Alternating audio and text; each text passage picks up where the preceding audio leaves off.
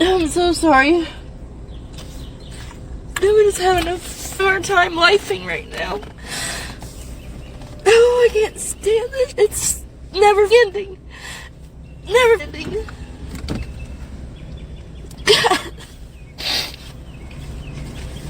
I'm sitting here trying to make money and doing DoorDash and Uber. I'm trying to pay my freaking bills. And I'm behind on everything. I'm 56 years old and I don't get behind. I pay my freaking bills. And this past year has been so hard. And now I'm sitting here in McDonald's with a new car. And it's about 6 months old. I put quite a few thousand miles on it because of doing DoorDash and Uber. Because I can't get hired on anywhere. I've been everywhere looking for a job.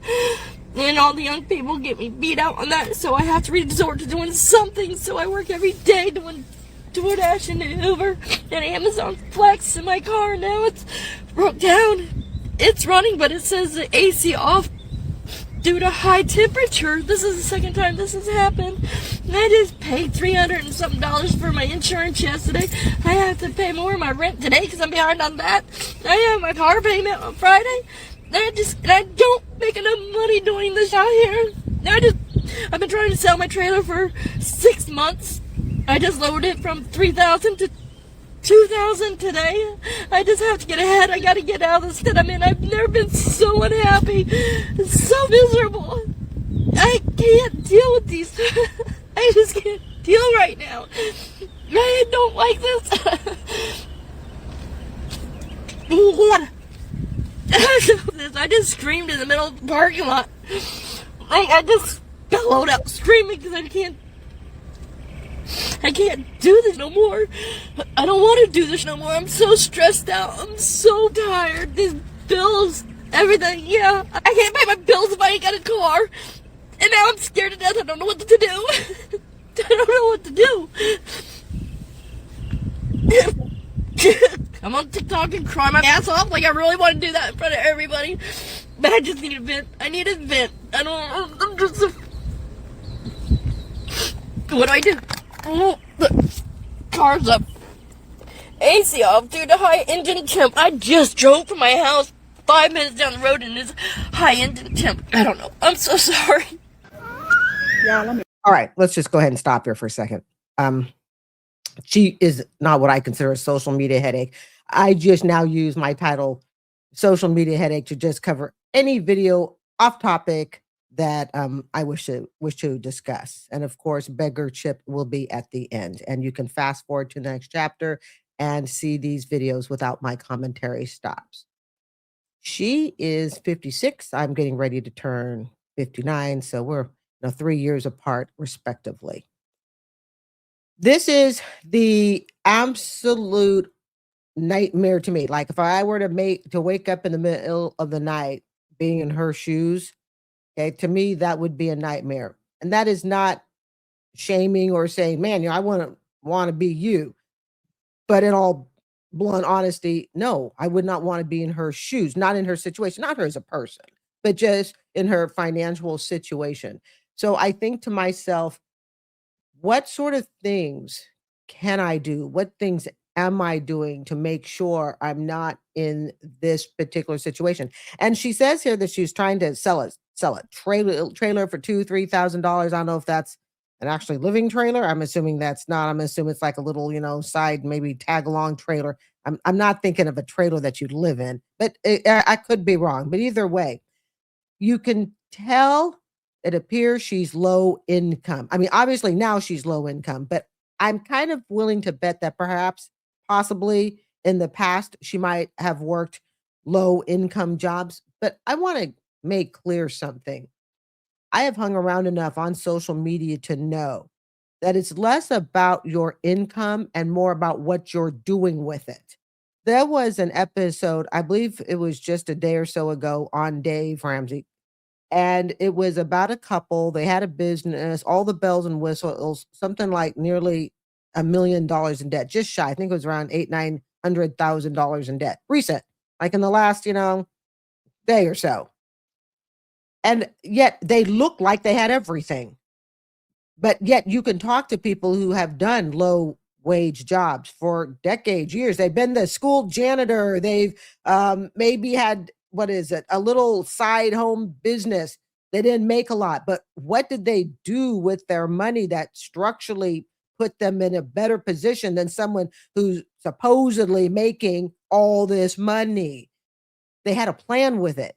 If you don't have a plan for your money, then somebody else has got plans for your money. And those somebody else's are usually the people that want to take your money and make it theirs. She's only 3 years younger than me. And it would have been so easy for me to be in her situation. And I'm sorry, this is a nightmare. I don't want it. And it's interesting because I woke up this morning to a video, the channel that I'm not familiar with. And basically, the person was saying that, hey, you know what? They're retiring just on Social Security and screw it. I don't care. I'm retiring anyways. And I don't care if it's just on Social Security. You can have that perspective, that life perspective, if you wish. You're not taking me with it. Sorry. I'm not going to, for me, that doesn't work. And I think part of the problem is that regardless of your income, and I'm telling you, I have watched video after video, probably more so than most people, because here I run a channel on money. Okay. Not in like how to invest and stuff. I'm not that. I like to think of myself as your more everyday lay person, Main Street. Okay. What we do with our money, how we spend it. I am convinced. Okay. This is why school teachers, and this is a statistical proven fact. Okay. I'm not bringing you the data right now, but I'm sure you can look it up if you wish. There's a reason school teachers, police officers, firefighters, people at everyday jobs can retire more comfortably than someone who made 3, 4, 5 times the income. We tend to have a plan with our money, just like we tend to have a plan with the classroom. Okay. We have so many dollars. What are you going to do? You got so many kids. You got so much. Everything has to be planned out. And it was interesting because if I had seen this video, say 15 years ago, not even 10 years ago, if I'd seen, because I've been on YouTube for 6 years, if I had seen this video 15 years ago, I'd have gone, you know what? It's her income. That's it. It's her income. She was raised poor. That's why she's broke. That is why she's in a desperate situation she is in right now, having a crash out on TikTok. I don't know if I would choose to have my crash out on TikTok. Susan and Jamie, I will simply call you if I need a crash out. Okay. So you sit there and 15 years ago, like I was saying, I would have said it was her low income. But I'm convinced at 58 that that's not the number one reason. We're not saying it's not a factor, and I'm not negating or even disrespecting people who have been born and had a very difficult time getting out of poverty. That does exist, and I think we can recognize that. But I want to put that part aside, the ones who just stay there. A lot of times, I think as an adult by choice, it's what they're familiar with. But there is a great big group that I believe could, and I'm not going to use the phrase, lift them up by their bootstraps, because it just seems so, I don't know, it's that everyday phrase. And to a certain extent, I don't even like it. But could she have done something with her money the last 30 years that was different than what she did? See, and this is what I'm trying to realize at 58. Well, actually, I realized it earlier, because now I retire in 10 years with a 30-year state of Florida teaching pension. But yet the people I work around in my career, my family and all of that, nobody's rich, but they're all really financially solid. But you see, that plan started in their 30s. The plan started in their late 20s. That's the difference. And that is a difference I would not have been willing to recognize. All right. Let's say, 15 years ago, I just looked at it and said, she's poor. That's why. She worked low wage job. She's never been able to get out of it. And that's the beginning and the end. Educational opportunities missed. Chances to perhaps, introduce yourself to more people. I remember a boss told me once that when I worked at a news station in Eugene, Oregon, and it was just simply, it was like an internship. I wasn't paid or anything like that. Rarely are, but it was an internship. And I remember one of my supervisors there, I was a senior at the University of Oregon, said to me, and it was a great piece of advice. I won't say who she is. I remember her very well. And she said, you know, Carrie, we had finished my internship, and she said to me, if you want something, she said, you should really ask for it. And I thought, like, what do you mean? Well, I was at an internship and I was doing what I was told, but I wasn't asking anything. I wasn't saying, hey, could I do this? Hey, could you teach me that? I would do that internship all over again today, and I'd come out 10 times more successful. Not that it was bad or anything, but I never put myself out there and said, hey, this is what I'd like to learn, when I was in the exact environment for people to teach it to me. And I've never forgotten that. You have to ask for it. I wonder if over the 30 years she raised her family. I don't know if she's single now. I'm kind of suspecting with the crash out, she may not have another person at home. I'm going to kind of assume that she's single at this point. But over the 30 years as she was raising the kids, 9 out of 10 times I'm willing to bet they have kids. All right. I don't, but where did all that money go? See, so what often happens is we're so busy lifing that all of a sudden you're like, oh my God, I'm in my 50s now. This is why, you guys, when I was in my early 30s and I was married at the time, I got divorced in 2013. I told my spouse, I didn't ask. I actually told my spouse, I said to him, we have to have some sort of retirement plan. We actually have to have something.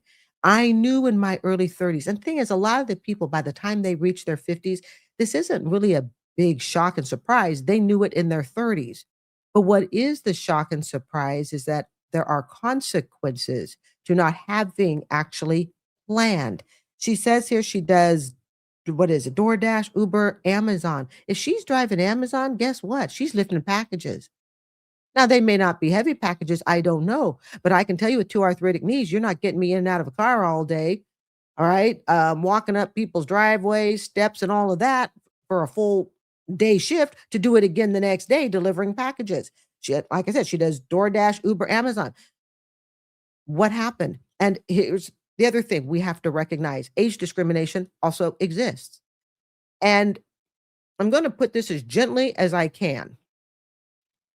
Age discrimination, while it does exist, I think is also based a lot on how you have taken care of yourself over the years. I know people in their 50s who have scored jobs with major corporations, and we're not talking low jobs. We're not talking mailroom or anything like that. No, actual career jobs with major corporations in their mid 50s plus. Mid 50s plus. How did those people get it? She's 4 years younger than I am. But what is the common theme that I see in so many of these people that I personally know? Wow, they've all kept themselves up. In other words, I could show you a picture of them and you'd go, yep, they're beautiful. You would. I'm laying the card straight here, okay? Because we don't have time for fluff on this channel. They are all gorgeous. They've all spent their years exercising. Their skin looks fantastic. In other words, if you're going to bring someone on that's 50 plus, gorgeous, above average in appearance. A common theme that I see in men and women that have a hard time getting a job above the age of 50. And this is not straight across the board, okay? This is not. I understand there are other beautiful people that can't get jobs. Got it. I'm telling you what I see, what I experience in my realm of real day-to-day life. They've taken care of themselves. I can stand in line. This happened the other day at Marshall's, and this lady half my age, okay, because I'll be almost 59 in July. And this happens without sounding braggy, okay? I'm used to it. It happens frequently. A woman will come up to me and she'll say, your skin is just gorgeous. How do you keep care of your skin? And that's what she asked me, okay? And I'm very used to it. See, and then again, without being insensitive, but being real, I'm looking at this lady. She says she can't get a job. Now, I understand this may not be her best appearance, delivering packages. And trust me, we all got our bad look. I've even had some of my bad camera looks. I'm positive of it. But yet at the same time, I'm going, okay, Do you work out in a gym? Have you kept yourself up? If you're going to have a crash out, I would not do it on social media. I would call up a friend, have the crash out with your friends, gal pals. Maybe you might even have know someone of the opposite sex that, you're like brother or sister with, you've known each other forever. Crash out to somebody that's not going to spread it out on social media. Don't voluntarily spread it out on social media yourself. It hurts you. If you think it's hard getting a job at 50, now try getting a job at 50, out of shape, not looking so great, having a public crash out. I'm being as sensitive as I can. I really am. And on this channel, I don't like to fluff around because I see so many channels fluff around. It's like, would you just say it? Just say it. Let's do an even hard-hitting example. Who would you hire? Would you hire me or would you hire her? I go to the gym 4 or 5 days a week. Well, actually 5, 6 days a week during the summer. 4 or 5 days a week, typically 5 during the school year. I've spent years keeping up on my skin. And no, I have not been using expensive Lancome like I now use. I've only started using the last 2 years. Last 2 months. I only put myself in Lancome March. I've been using oil of Olay and Dove. I knew in my 30s that I would need a retirement plan. How did I know? Well, part of it's just common sense. And it was also modeled to me by my parents. There are a lot of things that we do in our 30s. I'm not even going to say so much 20s because 20s is still so much the growing up years. But 30, you're an adult. You're a full-blown adult. Late 20s, 30s. There are so many decisions that we make in life in our 30s and 40s that if we are not careful, it is going to hurt us in our 50s. And when I see 50-year-olds crashing out, when I see video after video, and I don't watch a whole lot of it because I find it kind of depressing. I like to be around positive as much as possible, but I do watch videos that come across my feed of 50 can't find a job, and I can look at almost every single person and like I said, I see a common theme. I'm trying to be really sensitive because it hurts. It hurts when you realize that you are the same age as someone else, and yet your appearance, your grooming, your mannerisms, your speech, your presentation is so totally different. I was always raised to be very classy. I was raised not to spew a bunch of swear words in public, not to talk like it, like I'm uneducated. That has stayed with me all my life. Does that mean I don't swear like a sailor sometimes off camera? Wouldn't you like to know?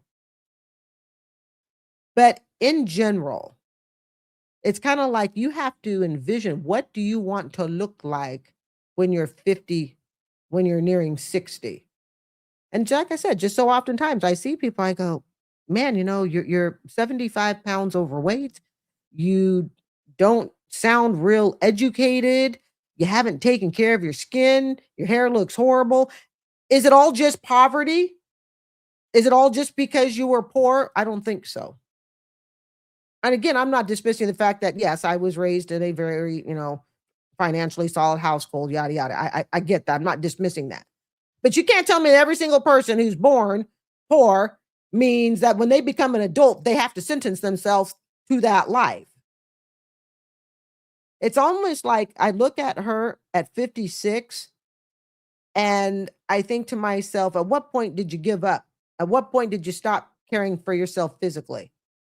That doesn't mean people have to go out and do it. I used to be a heavy weightlifter and all that. And I'm kind of the gym fanatic, a gym buff. I love it. I could live in a gym. I don't know. It's depressing and it's scary. Actually, it's more scary. For me, it's not depressing listening to her, but for me, it's more scary. And it's a real reality check.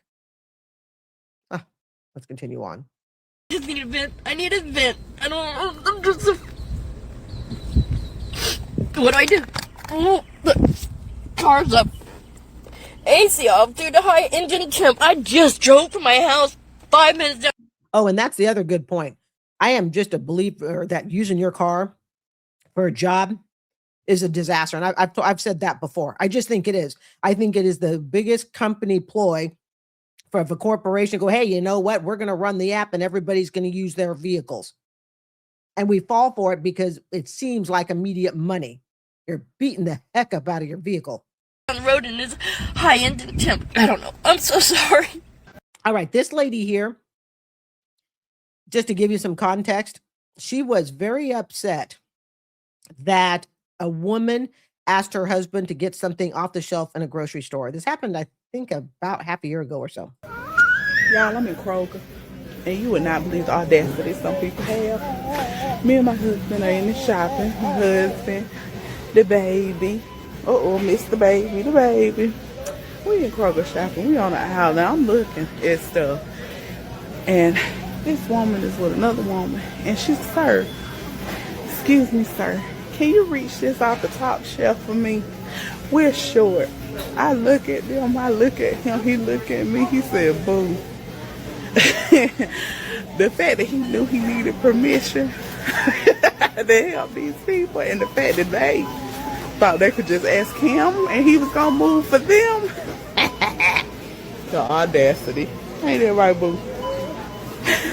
That done tickled my soul. So I say that to say this. If you are in the store, married or single, by yourself, and you need help, and you notice that the man that you about to ask help from is with a woman, the correct thing to say is, excuse me, ma'am, is it okay if your husband can help me get something from the shelf? Don't put that man in that weird situation, because my husband, he didn't flinch, he didn't move, he looked at me, and he like, boo, and we both knew what that boo meant. But if you've watched my channel long enough, throw in the comments before you go on what you think I'm going to say. I'll give you a second here. Go ahead and throw in the comments what do you think I'm going to say. All right. There is nothing like a deballed, neutered husband by your side. I would be so unattracted to that. If I am with somebody and a woman just instantly says, hey, can you, and she was polite, could you please reach this off the shelf? And the grown man that I'm with, that I look up to as a leader, looks at me and says, do you mind? I'm going to be questioning our relationship. Or if he has to come home, worse yet, and report, hey, honey, I want to let you know I helped the woman get some plums or whatever off the top shelf. Come on.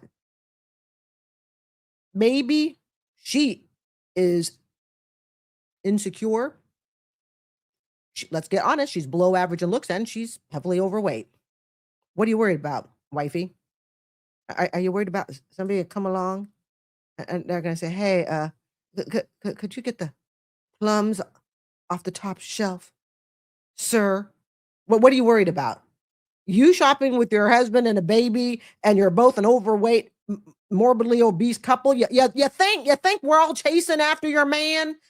You think that's what we want? And looking at him, he's morbidly obese. You can have him, you can keep him. And again, I'm not, this is not fat shaming. Okay. She could be skinny. Is skinny an offensive word? I sit in between. I'm a size 10. She could be skinny, and I would still say the exact same thing. Are you not skinny enough? Are you afraid someone skinnier is going to come along? What are you so scared about? You're at a freaking grocery store. For me, if my man has to look at me before he can help a lady, before he can open the door for a lady, I'm going to really be questioning the relationship. Now, maybe that's just because I'm more secure. Maybe it's because, I got dumped after a 15-year relationship in 2013. It made me, just kind of like, whatever.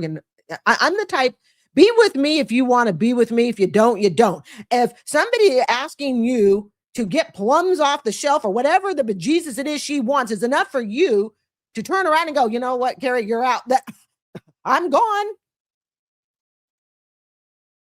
It's a matter of her own insecurity. That's what this is. She is holding up a reflection to herself, and she cannot bear that somebody else may want her morbidly obese husband and child to go with it. Although no offense to the child. I don't pick on little kids on this channel. Kids are kids. They're innocent. So she says, he looked at me and he knew that I needed to wait. And no, what was it? He knew that he needed to wait until I approved. What do you guys sit around the dinner table and discuss? So, honey, did you help anybody today? Because if you did, you're gonna get spanked. That is just, for me, that is so unattractive. That is just so unattractive that my spouse would have to do something kind for someone, but only with my permission. You will not be in a relationship with me if you have to feel that way. Okay. You won't be in a relationship, or we need to sit down and talk about the relationship. See, because I expect the person that I'm with to help anyone.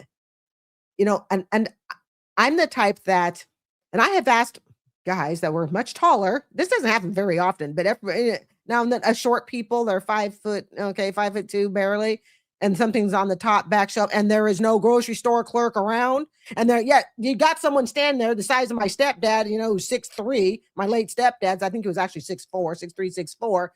And I'm always very polite. Oh, would you mind getting that off the top shelf for me? And I always say, do you mind? And then when they hand it to me, if there was someone else, I look at both of them. I say, thanks, you guys. I really appreciate that. See, that's how I do it. I say, thanks, you guys. So I do acknowledge, and I acknowledge politely. And I have never had an issue, not one iota with that. It didn't matter how I dressed, how I looked. Now, again, that doesn't happen very often. If that happened 2 times in the course of a year, because usually I try to find a store staff if I don't have to go walking around to go find one. And then I look at both. I just say thanks. And I say, thanks, you guys. And that's how I handle it. But good God, to have to look at your wife for permission first. Get some confidence. Go to the gym. Hit the gym. Do a makeover. Maybe you'll feel better. Have a good day. All right, this is a lady who's been caught shoplifting at the airport, of all places. Here we go. How you doing today? Good, how are you? Do you know anything about a Coach wallet or purse? Oh my, I was looking at this earlier and I laid it down while I was looking at something else. I'm She is playing dumb. so sorry. Okay, so I've this is it? been walking around with it ever since I left that store, probably an hour ago. This is it? Yes, sir. This book? Okay. All right, so hold on. I'm so sorry. You want to press or you just want your purse back? No, we want to press register. You do? All right. He's saying he wants to press charges. So sorry. I set it down and I was looking at another person. I guess I just rolled out. Throw in the comments, did she accidentally pick up somebody else's purse and walk around with it for an hour? Oh, gee, I'm sitting at the airport. Oh, there's a wallet, a purse, whatever. I picked it up. I knew it wasn't mine. I walked around with it for an hour. You guys got to remember, there are airport cameras everywhere. I wouldn't even be surprised if they can see what's on your cell phone. Okay? That detailed. And I know security cameras can do that because I worked at a store once that we went up into the security section. They said, we can see the bottom of your feet. And depending upon how you hold your phone, we can read your cell phone screen. I'm sorry. Okay. This is what we have here. He wants to pursue charges for theft. He does? Yes, ma'am. I'm so sorry, sir. I laid it down and if I was trying to take it, I would have put it up somewhere. You also rearranged the display, so the bag didn't look like it was gone. I'm sorry? Put another black bag where that bag was sitting. I was looking at all the bags on that table.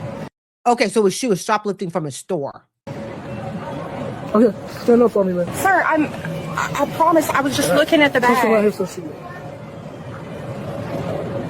Sir, if I was going to take it, I would have put it up. I just had it laying there. Is this how you all have it in the inside? Yes, sir. With the tag? You can have Like a tag this? in there. Yes, sir. I got the footage pulled up for you guys. 3, you're under arrest for theft, man. All right, look, we're going to make this. The stupid thing, you guys, is trying to shoplift from an airport. There's no quick, easy way out. I mean, what are you going to do? I'm going to shoplift this bag. Now I'm going to walk over the elevator and wait for the elevator button. I'm going to step in. I'm going to go down 3 floors. Oops, other people are getting in with me. We have to wait for all their stops. There's the car. Oh, but then we got to slowly drive through the car parking lot. And then don't forget, you got to pay. I mean, we got to use some brains here, folks. As simple as possible, okay? Not trying to embarrass you. We listen and we don't judge. Yes, I have 7 kids and I am currently pregnant right now with my 8th child. 7 baby daddies and another one. I got 8 baby daddies. Yes, we're getting 3 canned food stamps. Yes, we are killing it, honey. We are killing it. No, I'm not ashamed. I've been a mom since age 14. I got pregnant at age 14 with my first child.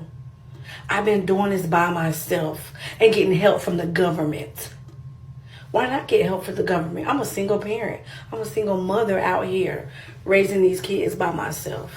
So yes, all of them on child support. So I'm getting all those child support checks, and I'm getting my 3K in food stamps. I have a food stamp plug that helps me. Yes, a food stamp plug that helps me get 3K a month. And he works in the office. So, yeah, don't judge me. That's it. We all go through things, just don't do it. The mother is an absolute idiot, and I don't even know where to begin. So let's go ahead and begin from the beginning. Don't forget, all uploads are now weekdays at 3:30 p.m. No upload that day. If there's no 3:30 video, that means there is none that day. But most days there will be, thanks to my new programming and stuff for editing. Also, really quickly, when you hear 3 boxing bells and sometimes you see a little kangaroo, it means the commentary section is over and it's going into the no commentary section, also known as quiet room. So those who would like to skip the commentary, watch these videos straight through. You can fast forward to the next chapter, but don't forget to come back and visit. All right, let's see what we can say to upset the people who are already mad at me. And by the way, leave all comments in the comment section. I do not remove comments. I know some people think that. I actually don't, unless it is truly what you would consider hate speech. Okay, just because you say, Carrie, you suck. Okay, well, whatever. You're not the first one that said that. All right. But if it gets, overly hate speech, stuff that we would consider, decent for social media, then I'm going to remove it. But I don't remove in general, just because someone thinks I suck. Good. That means my channel's getting bigger right away. Okay. So let's see here. She says here she's raising these kids by herself. Bull crap. You are sucking off the government titty. Nah, you ain't raising these kids by yourself. These kids are nothing but a paycheck to you. And I've gone to her website and she has gone viral, I believe, multiple times for, standing and dancing with their kids in the aisle of Walmart or wherever they're getting their EBT stuff. And let's make this very, very clear. I have absolutely no jealousy, nor should you, nor do I think a whole lot of people do. The only people who are going to be jealous of her is the ones who want to use children as a procreation tool to get more and more food stamps. But perhaps this is why they are starting to implement limits as to how long you can collect on food stamps. I don't quite know how that works and all that. And don't get me wrong, I am all for helping, people out. People helped me out with my student loan debt. I am more than happy to help out with EBT, food stamps, WIC, whatever. I really don't have a social problem with that. I'm happy to help my neighbors and all that. However, when you take on the attitude that all these kids are now a paycheck, and let's get real here, that's what they are. Okay. And I was going to put it in this, and I thought now, because she films videos of her kids and stuff, which again, you stick it out there on social media. Yeah, people like me, we can take it, use it for content, whatnot. But I just thought, her kids really have no relevance to this. To me, they are simply victims of the system. Does that mean I'll never put her kids on here? Absolutely not. She puts them on, good fodder for the rest of us. But she sits there and she's a struggling single mother. My ass. Are you kidding me? You got the whole freaking government helping you. And who makes up the government? The citizens. Everything from the UPS driver to the school teacher. All right, all the way on up. We all help and support your kids. So don't you dare sit there and go, oh, gee, I'm this single mother working so hard as you dance, showing off your crap loads of carts. Again, I am not jealous of her in any way. And by the way, speaking of jealousy, she starts with, we listen, we don't judge. Hell, my ass. Are you kidding me? No, you can't sit and tell an audience what to do. That'd be like me coming on here and going, now, family, and listen, and you don't judge. Hell, no. Listen if you want, judge all you want. That's why the channel exists. It's not realistic everybody's going to agree with me. Hell, I got friends on here and they don't agree with me, okay? It happens. So what? But you can't dictate to one audience, oh, we listen and we don't judge. Dictate that to your kids, which, by the way, leads me to think that sometimes, why I think they have a lot of kids aside from the money? It's the fact that kids, they perceive them as controllable. You see, women like this, all the rest of their life is going to the Chpt in a handbasket. So what's the one thing they can control? Yes, that part of their body, which I cannot say, because after all, we do try to be appropriate for the YouTube algorithm. So what do they try to control? They try to control things that are littler than them, smaller than them to get. And we saw this in last week's social media headaches. All right. I think it was an SMH, social media headaches 8, I think it was. And we saw a mom, she was pregnant with 6 kids and all her freaking friends are pregnant with on their 7th kid and all that. There's a desire to feel loved and all that. I got that. But in this particular case, fam, I don't think it's really about love. I think this is all just thinking about the paycheck. And the reason I say that, after having visited her webpage, is, which I like to go sleuthing on people's web pages. I don't follow them. very few pages I actually follow, unless, of course, you are anti-TikTok begging, then I will follow you. But if you really get down to it, these kids are just paychecks. That's all they are. They are just paychecks. And what stupid person sits and goes, hey, I got a food stamp plug? Never quite heard that term. Basically, I got somebody in the food stamp office helping me get all this money. Are you that stupid? See, this is why stupid criminals get themselves caught. Yeah, we don't even have to figure out where to go. You advertise it on social media. Now, I'm a kind person. I'm not going to touch it. It's like, whatever. Okay. But there's always someone out there that goes, oh, you gave me that bit of information. Well, let's go track down how you're getting the $3,000 a month. I personally don't care. I have a life to live. I got YouTube videos to make, a teaching job to do. I got too much time to go figuring out people's individual identities. I don't care about that. Okay. But what I do care about is when I think someone is having a bunch of kids just to add a notch to their food stamp card and to their personal ego. And the fact that she says, don't judge me, and tries to talk tough and all of that, deep down inside, she understands that the life she's living is not mainstream accepted. Okay. Looks kind of trashy. Hey, I got 7 kids and I'm pregnant with my 8th. Don't forget, she's pregnant with the 8th. Have some self-respect, lady. Have some self-respect. Show your kids some self-respect. But this is my self-respect. And so the generational cycle of poverty and trashy behavior goes on. See? For a kid to be able to break out of something like this, that kid's going to have to be absolutely unique. But I don't see any Oprah Winfrey's coming out of this. Because Oprah Winfrey was born poor, abused, and all of that. I get it. And I'm not saying she's abusing her kids. I'm talking about Oprah Winfrey. Okay, and I believe Oprah Winfrey has discussed the abuse and stuff that she went through, mental and physical abuse. Okay, all of that stuff, which I personally relate to. I get it, but I don't see any Oprah Winfrey's climbing out of this, trash pit. And the dancing in the aisles, and again, she's gone viral multiple times. Okay, dance in the aisles with your kids. What are you teaching your kids? You're teaching that this is the highest that they can go. This is it. Dancing in Walmart with the EBT cards. And then there was one that she did. Again, I decided not to post it on here.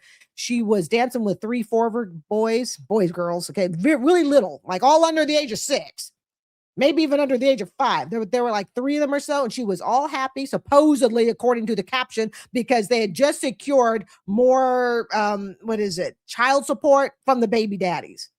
This is the highest goal you have, and people want to sit and talk about how I'm a Black woman and I hate other Black women. Are you kidding me? I'm trying to lift some of you up, and self-respect. Preserve your body. It's okay to say no. Preserve your dignity. I mean, it's okay to say, hey, you know what? I'm working on myself, and I'm going to make myself better. And I've already brought enough kids into this world. And you're speaking to, you're looking at someone who's adopted. Okay, I was born in Saigon, Vietnam during the war. All right. So I have a background there on having kids that people don't want, can't afford, whatever. Wartime, I got it.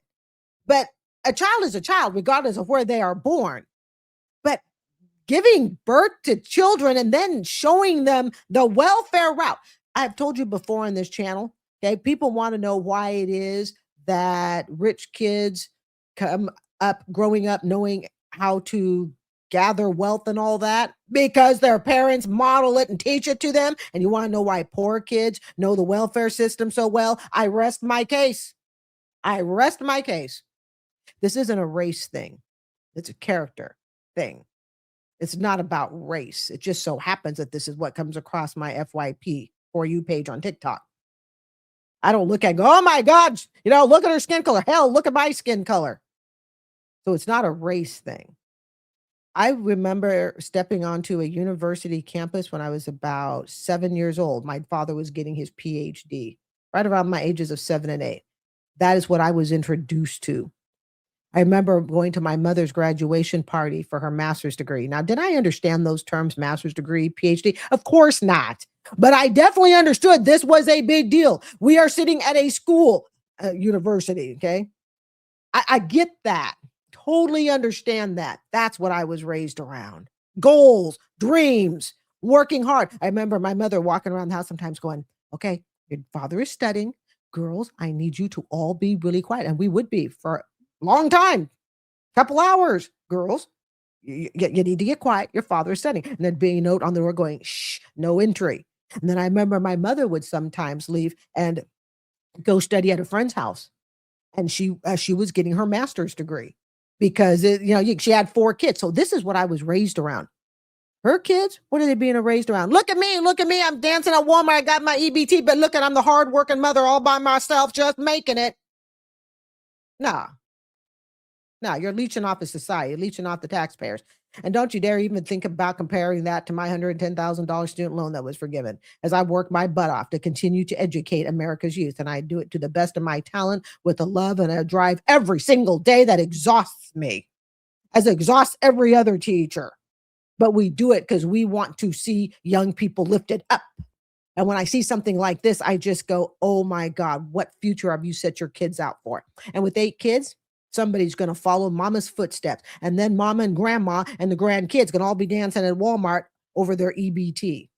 This is not a jealousy thing. There's absolutely nothing here to be jealous of. But yet when you don't strive very high in life, you like to believe that this is something that other people envy. See, people are supposed to envy her because she gets $3,000 of food stamps. Let me remind you, for those of you who may be young, somewhat impressionable, and go, my God, you're sitting there busting your butt off in school, or maybe you're busting your butt off to pay your student loan, or you're trying to get a trade, a certificate to do some sort of job. I want to remind you something. People like her, they see short-term gains. Raising kids is a short-term thing. Yes, I understand it takes 18 legal years and all that, but let's get real here. How many people are retiring flat broke after having raised the kids because they spent their entire life doing nothing? Yeah, see, that's where she's headed. These are the type of people that will brag to you and say, oh, look how good we are in our 20s and 30s, our childbearing years, because we're getting all this money. We get free this, free that, yada, yada. I wouldn't give up my ability to earn a living, to be able to plan and create things for myself, the life that I would like to lead. I would not give that up for any government welfare check. And see, what I believe is that she is headed. No, not I believe she is. She is headed for an impoverished future. Because see, what happens when that part of your body, okay, I can't say the word, but when that part of your body is no longer able to give birth, now what are you going to do? Oh, like I said, I don't see any Oprah Winfrey's coming out of this family. So now you and your kids and grandkids all live in poverty together. Maybe one of them can take her in. You see, when you spend your youngest years doing nothing but, I hate to say breeding kids because I feel like it's an insult to the kids. This isn't the kid's fault. This is the total fault of the mom. Okay. So when she's spending all these years doing nothing but just giving birth to kid after kid after kid for a paycheck, she's building absolutely nothing. You want to talk about generational poverty, generational stupidity? This is it. This is how it happens. And I can pretty much bet you that in her family, you wouldn't have to step more than half a generation away. Yeah, half.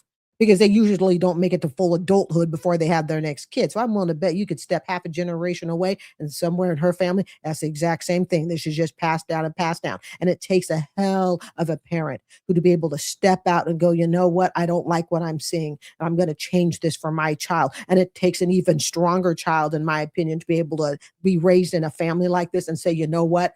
I got to do better than this. I want to be better than this.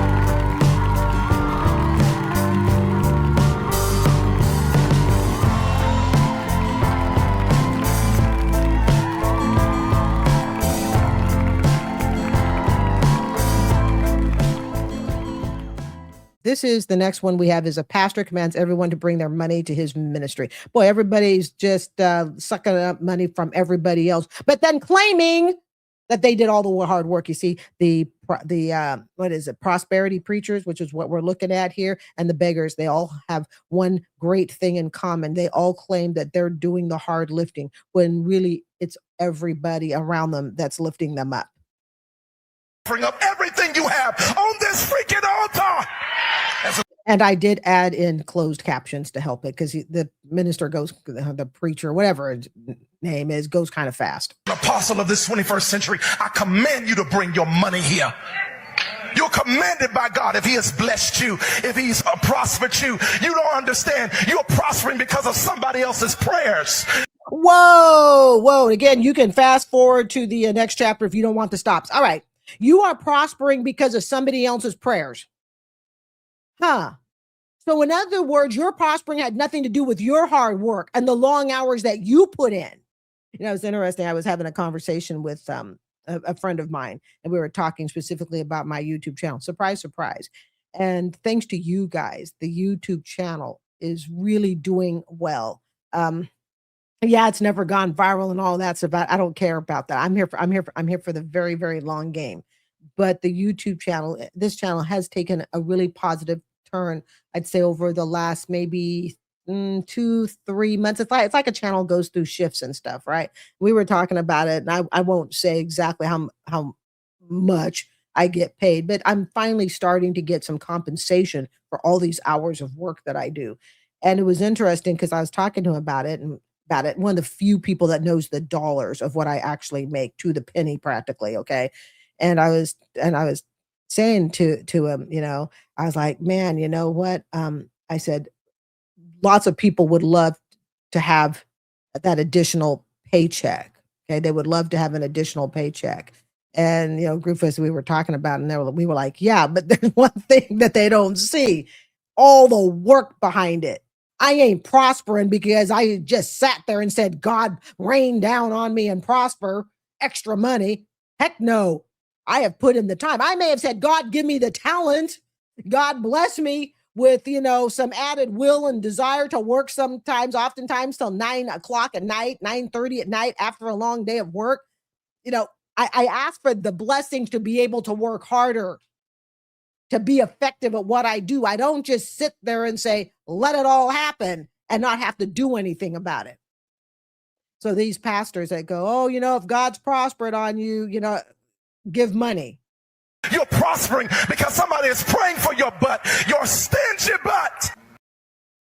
The people who betray, they get offended at me. When the Bible says get offended at nobody. So who you think really wrong, them or me? Oh, but I'm a good person. I bake cakes for everybody. You just an offended person that bakes cakes for everybody. Do you understand that? Because we ain't doing that trash they're doing out here in the 21st century church. Oh, these churches, they split every day. Somebody get offended and mad, the assistant pastor, they take half the congregation, go start another church over to the place, and then you sucker stupid religious, let me say religious people. You follow them like a dummy. You split a man's church who's been nourishing you and put somebody over you, but you go with that silly idiot, that Luciferian spirit. Why don't you shut up? You offended, and you know you are. Quit your lying. How do you establish a massive church, multi-million-dollar church ministry, and then you let some jackleg come in and split it all, and then it's going to take you years to build that? You know how many years it took you to build that? The moment I find I have a traitor in my camp who's speaking stuff, I'm going to get rid of you. I will find you. I will get you. You're out of here. Somebody's life is more important than your sorry tale. Until you learn to die and get rid of this kind of stuff, how can God ever use you? How are you ever going to be his servant? Why is the subject of preachers living blessed and all that? Why is it such a problem for you? Well, I'm going to tell you why the subject of preachers living blessed. Because first of all, they're using the congregation for their blessings to an extreme extent. When you live in houses that are big as shopping malls, when you can sit and brag in front of people who are just working every single day at their job and show them your watch, your car, and you can brag about your 2-3 airplanes. You see, this is the stupidity of prosperity pastors that just astounds me. Quote, why is the subject of preachers living blessed? Because that isn't blessed. That is sucking up people who are emotionally, maturity-wise vulnerable to people that sit and go, oh, you know what? You know why your kid's hungry? You know why your car doesn't work? You know why you're in that really bad housing? Because you haven't donated enough to the church. And so God can't rain blessings down on you. And we have to remember, what is it? There are 5 billion people in the world, or maybe it's a 6-7 billion at this point. I looked it up like a year or so ago. I think it was around 6-7 billion. You know, there's some suckers out there born every minute that are going to believe it. See, we healthy, normal thinking people, I'm not saying they're not normal, but let's just say healthy thinking people. We use reason, we use logic. We sit there and we go, okay, there's something wrong there. It's not right. Okay. But there are people out there that are so much in need of guidance, spiritual, emotionally, family, whatever. They are vulnerable and they will give you every freaking penny they have. Remember that lady about a week or so ago? Okay. $1,200 and a pastor criticized her in front of the whole church for $2,000. First off, I would have brought you $2. And if you had criticized me in front of the whole church, oh man, that'd be another story itself. So yeah, that's why the pastor's living all blessed. Why is that such a problem for you? Because you're sucking it up off people that they themselves, the pastors, don't see as blessed. And that's the part that amazes me. Pastors look at their congregation like, oh, you're not as good as I am as the pastor because you're not as wealthy as I am. I didn't realize God that judged us all based on how much we owned. You have a Judas Iscariot spirit. You're judging the finances. Damn right we are. It's supposed to be separation of church and state. A church is supposed to serve for the people, right? It's my money that goes into the church. I'm not a member of a church now, but if I join again, yeah, of course I'll donate. Okay. It's my money that goes into the church. Yeah, darn right. The church is supposed to be owned by the congregation. So the congregation needs to have access to the books. You see, this is this mind, the words I can't use, but it's a mind blank game. Okay. Fill in the letters, right? That pastors like this, I don't even like to call them pastors, preachers, that preachers like this like to use to try to gaslight you. See, prosperity preachers are some of the best I've concluded at gaslighting people.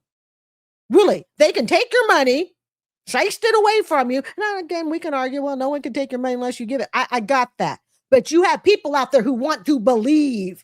You have people out there who are hurting, who are looking for something to join, something that will give them a sense of hope. That's what leads a lot of people to religion in the first place. Whether you believe in religion or not, God or not, that's not the point. It's the point is for those who do. Okay. I believe in God. I believe God is my, Lord, Savior, all that, but not everybody else believes that. I totally get it. But the fact that I do believe that, then for me, if I'm donating to a church, it should be an open record as to what the finances are. And I can't believe, because I've worked in ministry for 30 years, we have the hardest job that anybody have on this earth. No, you don't have the hardest job that anybody has on this earth. You see, again, this hyperbolic language of pastors. People don't understand it. They just think, oh, you're just someone who speaks and talks. Do you understand what it costs to do the gospel? You don't even understand. Oh, you're living off poor people, getting free donations. Sucker, nothing is free here. We work long hours, longer than you work. I would like to challenge the pastor on that. As a matter of fact, if this pastor, whatever he calls himself, would like to come onto my show, I would like to challenge him on that. I work very long hours. I work very hard. I do it for the fraction that he's been able to suck up his entire audience for. See, this is what I'm talking about. I'm talking about the gaslighting, the hyperbolic language. The pastors work harder than anybody else. The pastors are closer to God than anybody else. It's all about the pastor. Never, ever do you hear the congregation. Yeah, see, that's the part that we're forgetting. The congregation. Insult the congregation because they are not living up to the level that the pastors live. And how do we know? Because the congregation as an individual doesn't own what the pastor owns. Oh my God, these people, sweet Jesus. But they want to say, you taking poor people's money. No, we're not. We are giving spiritual things and they are reciprocating. Bull crap. No, that's not what you do. Just like when you go on a job and you give your time and they pay your butt. You better get out of here. He would not like me sitting in the congregation. That's why you need to quit following these punks and these liars out here. They don't know the word of God. They don't know anything. They're arrogant and they try to treat God's kingdom like it's nothing. So you're telling me that the only people that understand God's kingdoms are the prosperity pastors that, again, live in really big mansions, drive multiple luxury cars. Those people understand God.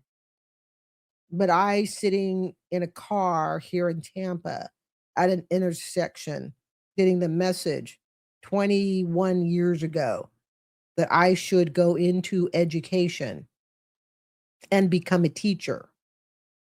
And even though I already had a $45,000 student loan, and I remember sitting in the car saying, man, you know what? And I heard a voice. Okay. And I've talked about this before on this channel. And I said, but how can I possibly afford to become a teacher? I said, I owe so much already. I said, this is going to be a debt I could never get out of. And I remember in my head visualizing a six-figure $100,000 debt. And what did that voice tell me? Don't worry about it. Go.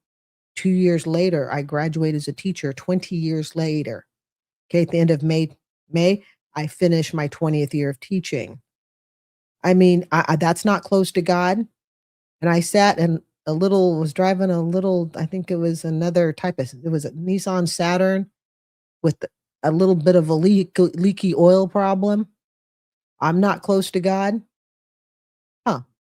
You see, this is the stuff that really infuriates me about these pastors, and they spend their time gaslighting. That's what they're doing. They're gaslighting everybody. You're the dumb one. You're the one who trusts that preacher pastor over there, but you don't trust me. See, but what you fail to see is these prosperity pastors, they're the snake in the grass. They're the ones that come all dressed up. And why the bejesus is he mad anyways? Why are these pastors screaming at their audience half the time? Hell, it's your congregation that's making you rich. We should be the most wealthiest multi-billion, trillion-dollar empire on the earth. And the idiots in the crowd that are going with, I really shouldn't call the crowd idiots. I mean, maybe some of them are, but come on. My God. No. Teachers should be up there. Military people should be up there. Not the prosperity pastors, nurses, firefighters, people who actually serve people, even in private industry. People who serve people, who make the world better.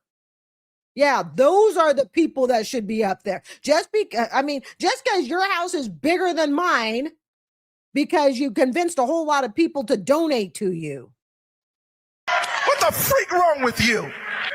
But you want your business to prosper. You want your business to become a multi-million-dollar business. But when Christ's kingdom, God's kingdom or God's business become blessed, you got a problem with that. It's demonic to listen to this generation about preachers and not giving them money when they're the ones on the altar praying for your butt every day. Bull. You're too busy showing off your airplanes, hobnobbing with other people high in Congress and government to make sure that the tax laws stay the way you want them so you can continue to live the life you live. Don't let one of these prosperity preachers convince you that they're sitting on their grand throne every single day going, well, I sure hope Carrie has a blessed day today. And Hope all the teachers in the nation are having a blessed day. Let's keep our firefighters and military people safe. May the nurses be able to deal with the stress of having to save lives. May the doctors. Nah, that's not what these pastors are doing. And we know it because we ain't ever seen them do it.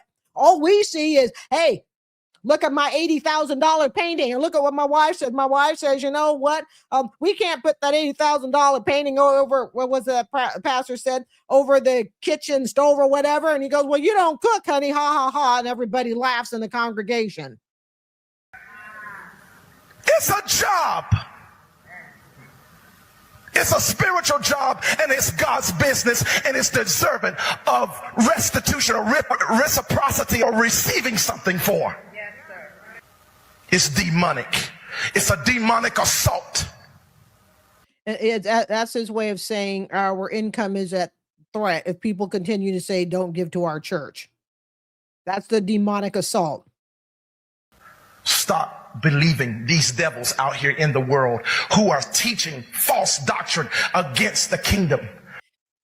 I guess I am one of those devils in the world, and I don't know crap about religion. Okay, I really don't. I can't even say a Bible verse, but I do know my dinner prayer, and some basic good night stuff, but that's it.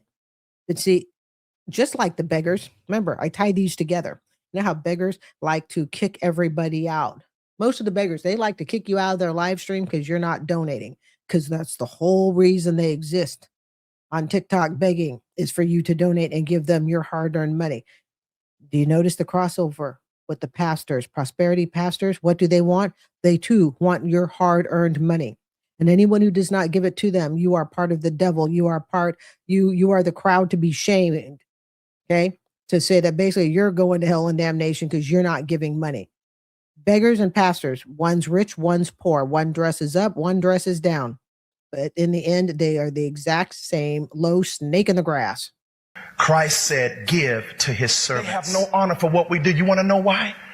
Because they are not spiritual. They are carnal minded. But I bet you if they bring their butt, that's where I'm talking to you out there who got this attitude. I bet you if you bring your butt in this temple and try to be a preacher, you probably blow your brains out the first week. You should be. I challenge any preacher to teach middle school. There you go. Grateful and thankful that we're put in the earth as God's salt to pray for you every day when you can't do it for yourself. Again, sorry for the stops, guys. No, I can pray for myself just fine. I think most people can pray for themselves. For me to pray, I don't need to go to somebody to pray. I may choose to go to a pastor. I remember I was in my 20s and I had my hysterectomy, and it was a really low period of time in my life. And I was a member of the First United Methodist Church. And we had an awesome pastor, and he and his wife came to my apartment. We did just a small prayer and stuff. They stayed for, I think it was probably around 20 minutes. I just gotten out of surgery, so I wasn't in great shape for visiting, hence why they came. And that was a choice that I had. But if I really get down to thinking about my life and my moments of where, I felt like I was talking to God, it was between God and me. It did not involve anyone else. Matter of fact, my biggest religious, so-called, I don't like to even say the word religious for me, but spiritual moments, all was between me and the person upstairs. That was it. It didn't require anybody else. Somebody asked me once if I would talk about that, because I have had 3 big moments in my life that really changed the direction. Maybe I will. I haven't decided yet, possibly. Okay. I've talked about one of them, and that was like I was saying earlier, was when I got the calling to become a teacher. And then I ran up this huge student loan bill, but then 2022, as most of you know, it was forgiven. Yeah, that's called God was guiding me. And you should bring your tithes and offerings into this storehouse, that there may be meat in my Father's house.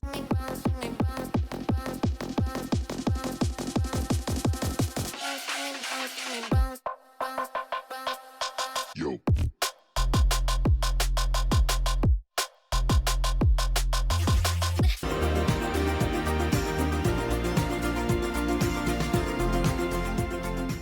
We're going to look at 2 mommies. They're in their 20s. This gal is 26. She's making the media viral headlines right now. She has 6 kids. She's pregnant with her 7th. Please keep it in mind, no one forced her to put this up on social media. And while she really dislikes people talking about her situation, again, no one forced her to put it up on social media. While I am not a parent, I don't believe that I have to live certain things to be able to have an opinion and support it with my own personal experience and even say that it's a bad idea. Let's do it. Some of y'all just can't help it but to be mad at the next person and what they doing with their life. Baby, yes, I'm 26 with 6 kids and I'm doing the damn thing. I get up every day and make sure I do something productive around my house. I make sure that my kids see me cleaning up. I make sure that they do their part while they cleaning up. I used to think that everybody was right when they used to tell me, oh, why you got so many kids so young? It's gonna mess up your life. But baby, look, this is my life and I gotta deal with it. I ain't mad at the life that I chose. I chose it and I'm gonna do what I gotta do to provide for my kids the best way I can. When you have chosen to become a mom of 6 at the age of 26, you really don't have room for regrets. It's kind of like people who go to college, run up 6-figure debt, and then say, hey, you know, I don't regret going to college. Most of us don't. You probably love your kids. I'm sure you do. However, it doesn't mean that the choice of having 6 children, clearly a quarter of a classroom, before you're probably really educated and ready yourself to live outside the world of poverty, doesn't mean it's a good idea. And please don't get into me washing my mop in the sink. This is how I do it. This is how I see my people do it back in the day. And yes, I used to have a mop bucket. The kids broke it, and that's just, I got to do what I got to do. Again, don't put something out on social media and then tell people, don't judge me by it. I would like you to look at this particular clip. She seems like a very loving mom. Just because someone, in my opinion, makes a huge mistake by having more kids than they can afford, it doesn't mean I think they're abusive or even a bad parent. However, I believe some basic things, at least things that I was raised with, are missing. Let's take a look. And this is a very short clip, but I thought it was very telling. Look at her background. We've got bars over the windows. This is the type of neighborhood that most people try to avoid living in. Again, I'm not saying she's not a loving mother. I could have 12 kids and it doesn't mean I beat them all soundly and put them to bed. But what it does mean is I can't provide for them. And you're going to hear in just a minute or so why she had all these kids. But look at the neighborhood and you tell me when you go apartment hunting or house hunting for your family, is this where you want to be? Again, this has nothing to do that she doesn't love her children. Like I said earlier, people can go into a lot of student loan debt, run up a bill that they cannot possibly pay off in this lifetime. And if you say to them, well, did you like the school? Well, of course I love the school. You can't take back bad decisions that we have made. Let's go and get my babies from school. Let's go. All right, I'm looking down at the right corner of the screen. Like I said, this is just a quick clip. This is the neighborhood. It is not the type of neighborhood I was raised in. I believe that when you have 6 kids by the age of 26, and she's not the only one in this video, and let's just put this on the line. This is not a race thing because I know someone's going to throw in the comments, and by all means, please feel free to do so. It helps the YouTube algorithm. You know, you only focus on poor Black people, whatever. Okay, let me tell you, this is what comes across my For You page, and if a white mommy appears up with 6 kids, I will take that on too if she's living in the same poverty. This is what comes on my FYP page on TikTok. I'm also suspecting that I probably see a lot of this because it's the crowd that is posting most of this, just statistically. A few moments later. Hello, I just want to address something. I see that there's a creator who's made 23 videos about me, my story, and my life. I've never got on this app and asked anybody for anything. I'm just here to post my content. And all I ask from you guys is to like my content and share my videos. That's it. I don't know why people see 6 kids as a lot. There's a lot of people out here with multiple kids. I have 6 kids because as a child, I was never loved. I'm trying to give my kids the love I never had. I needed my kids, if that makes sense. I needed them. I was 14 years old searching for love, and my first baby daddy, he was that for me. My kids are loved. They're happy. They're fed. I play activities with them. I make sure that they see that mom's trying. I'm trying. And I'll never give up on my kids. Never. All right, let's go ahead and back this up. Again, I Told you I'm not a parent, but I believe that there are still some universal opinions I have. Okay, so she says here she was 14 years old and she met her first love. Baloney. I say one in a million, one in a million. And even if you met your first love and they were really your love, you probably wouldn't have 6 kids. I'm not saying there's not a story out there. And we met in 3rd grade and we had nap time together and we fell in love, got married in our, mid 20s. Okay. I'm not saying that. But the reason I don't buy into the 14-year-old, this was my first love, and I'd like to know how old the guy was, but that's another issue and I'm not going to go into there. Okay. She says here she needed love. I think this is pretty common with a lot of people who are teen moms. They need the love that they themselves are not getting. So they have so many kids that you can't convince me that you have time for them all. Oh, yes, you can have time for them all. If you don't work, you go on to poverty and welfare, social services. And I'm not saying those aren't good when you need them for temporary periods of time. Lots of parents could stay at home if they said, hey, you know what? I'm just going to have all these kids, produce them, and then I'm just going to stay at home. Yes, you've got time to do all that mommy stuff because the taxpayers are paying the bill.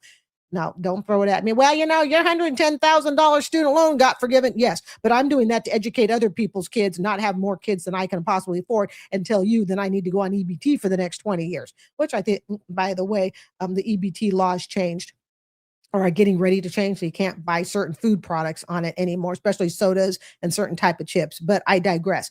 But she says here she needed the love. That is not the reason to have children. It's just like going to college and running up a student loan because you're trying to get away from home.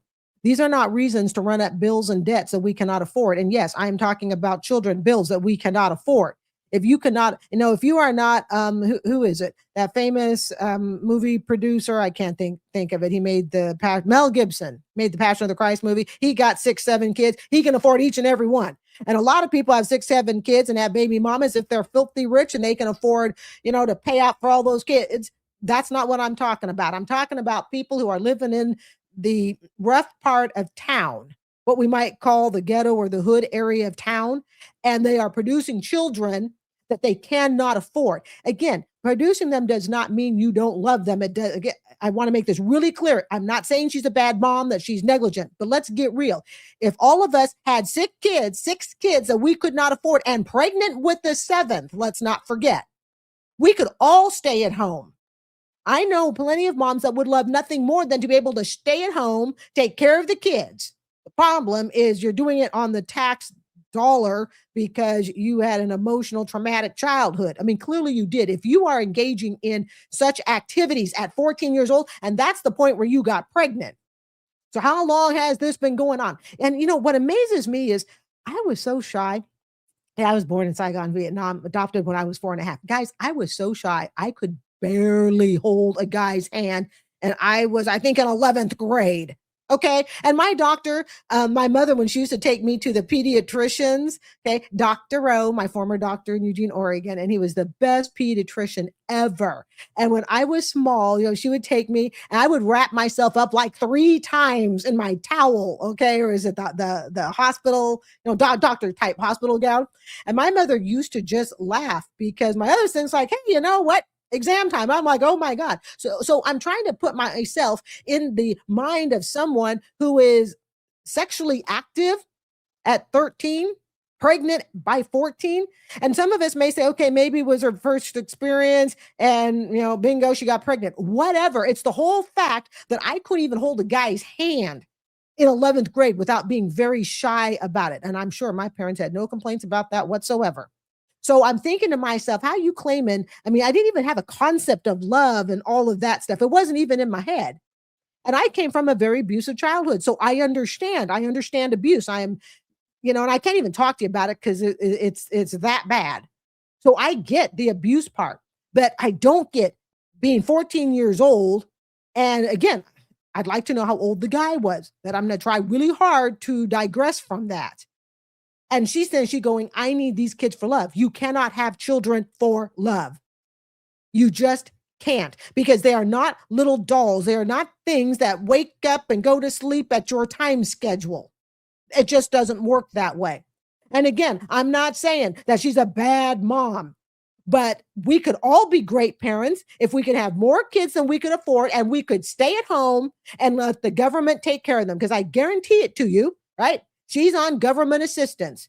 And even if she works a little bit, she don't have a whole lot of time to work because when's she going to do it between procreating in the last 6-7 years? This is like popping out a kid every couple years. So by the time you're 26 and baby number 7 is due, I guess, in the next few months, there's a social problem.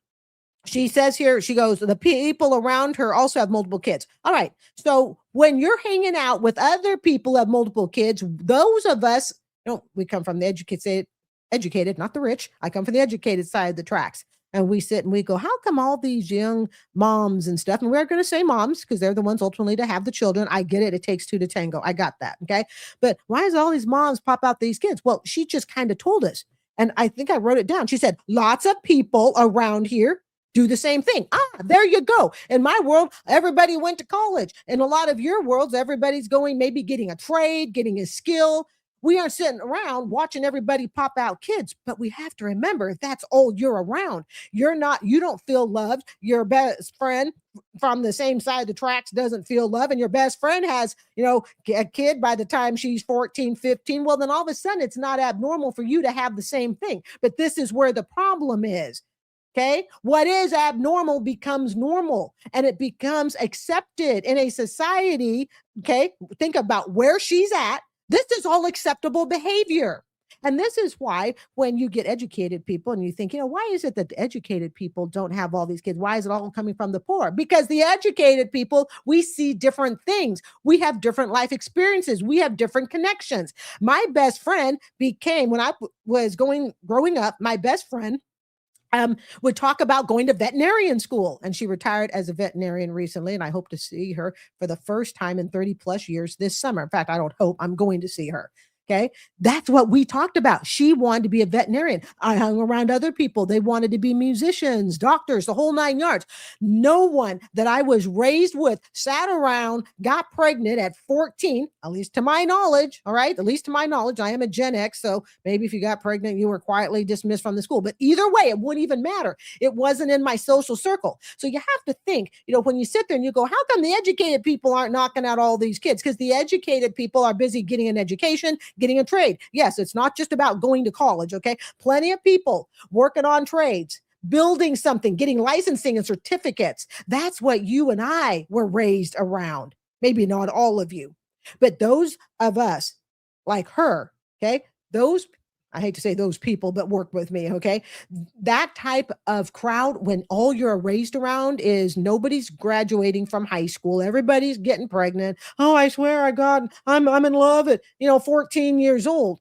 If that's all you're around, and she even says it, lots of people around here have kids. So what's the big deal? And specifically 6 kids. So what's the big deal? The big deal is you can't afford it. You're living in the broke area of town where people don't want to raise their kids. And yes, again, you're a loving mother, but you can't afford them. And you can't afford them. And you're having them for reasons that I don't believe are good. I needed love. Kids are their own independent thinking beings, especially the older they get. And those who claim that they don't know that they're living in poverty, yes, there comes a point where kids do know that they don't have everything that other kids have. Not saying it's right, and it's certainly not fair, but it is what it is. All right. We have here another pregnant mom. She's clearly she appears to be in her 20s. I believe she also has 6 kids, pregnant with her 7th. Again, this is a crowd. These 2 people would be best friends. Tonight I'm just cooking some meatballs. Okay, now I'm fixing their plates. Honestly, the meatballs look kind of good, to be honest. Cornbread just got done. So this is cash plate. Cornbread was breaking, so yeah. Okay, this Jayla plate. Me, I want a big corn dog. Ain't no corn dog, baby. This is Kingston plate. This Lil J, this is Diego plate. I cut out all the parts of her serving spaghetti. I think we know what serving spaghetti looks like. I'm in meatball. 4. A few moments later.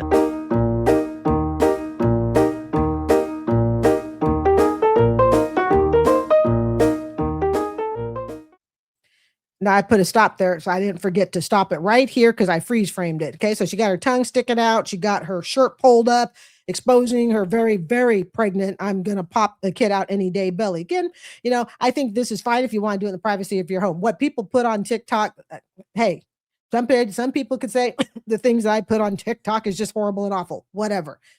I'm so glad this is not my mother. I'm so glad this is not my father, my parents acting trashy like this. See, you want to know where your role models come from. Look at the home, look at the home, look at the home. That's where the role models come from. The home will override anything and everything else your child can possibly experience. And if the home life is bad, it is my belief that you are blessed in the mind if you are able to escape it and turn it into something that you are proud of. I was not raised by the most pleasant household. My dad was great. My mother had a temper, and we're not going to talk about that. Okay. But just to give you some context, but even so, my mother was not like this. Yeah, she had a hell of a temper, but trashy? Nah, she was not trashy. And it reflects in me and reflects in my siblings. But this is the type of stuff I see on TikTok, and I go, good God, I am so, thank you, Lord, you are not my mother. I will take my mother 10 times over, all right, before I would go to this, because I could have this type of mom and a bad situation and then be winding up with 6 kids by the time I'm 26. She already has 6, I believe 5, 6 kids. They don't even give their coochie a break for their kid to, you know, grow up a little bit more. It's okay to rest. It is okay to rest and assess the perhaps damage around you and work with what you got. You don't have to keep saying yes to every guy. And again, I totally understand it takes 2. I understand that. But this is what I just go, thank you, Jesus, this isn't my mother. I am a pregnant mother of 6. Another pregnant mother of 6. Again, this is what comes across my For You page. What did I do, Lord, to get this information? This just comes across. So we have another pregnant mom of 6. Are you seeing what I'm saying? Now, do you see here? Let's just say I have a PhD. I'm married before getting pregnant. We have 6 kids and we're pregnant with our 7th. No, that's not what you see. And see, and I think sometimes when some of these mommies get upset because people like me sit and dare to have an opinion of what they're doing, I'm not saying that because you don't do it, you're a better person, you're a better human being. It's not about humanity. It's about the decisions that you're making that will affect the life of your child and how much time and money and resources you can spend on them. So this is number 3. We're about to walk to the store because we don't have a village, but they still got to eat. Walk with us to the store, y'all. So she's got here her brood of 6 kids, pregnant with their 7th, and these kids are little. One of them is holding what appears to be a toddler. I believe that if you're going to have 6 kids, you should have transportation for them. But that is just my opinion. Horrible, too cute. Come on. And don't forget, she has to set up the camera for each shot. So it's like, okay, kids, hold on. Mommy got to get up a block. I'm going to set up the camera. This had to have been a pain in the butt to shoot. But there's the 6. 1, 2, 3, 4. Yeah, she's got 6 kids, pregnant with 7. We're about halfway there, and I'm already tired. And if you're tired as an adult, how do you think your kids feel? I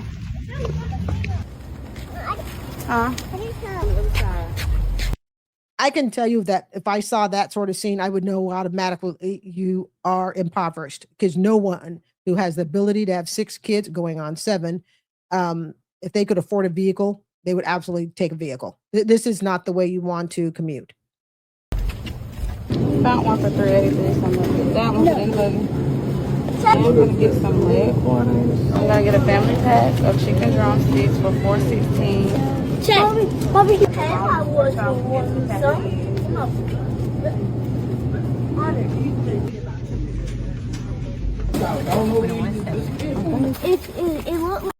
My fear in some ways, maybe fear is a strong word. I would say my social concern is that this becomes normalized. You know, social media to an extent, maybe even to a great extent, it's what you watch is what helps create you. It helps shape your mind. One of the things that I stay away from on social media, far away from it, are videos that talk about, let's see, I'm going to be 59, videos that talk about how you're over 50, you'll never get married again, how your life is over, how, let's say I've been divorced since 2013 when he left, how no guy will ever want you again. Negative, negative, negative. I really try hard to just stay away from that because I don't need to sit and watch a bunch of videos about women who are bitter, upset, okay, going, I only need my dog. And I have a girlfriend who only needs her dog, and I love her dearly. We've known each other since we were 15, okay? But I only need my dog. That is it.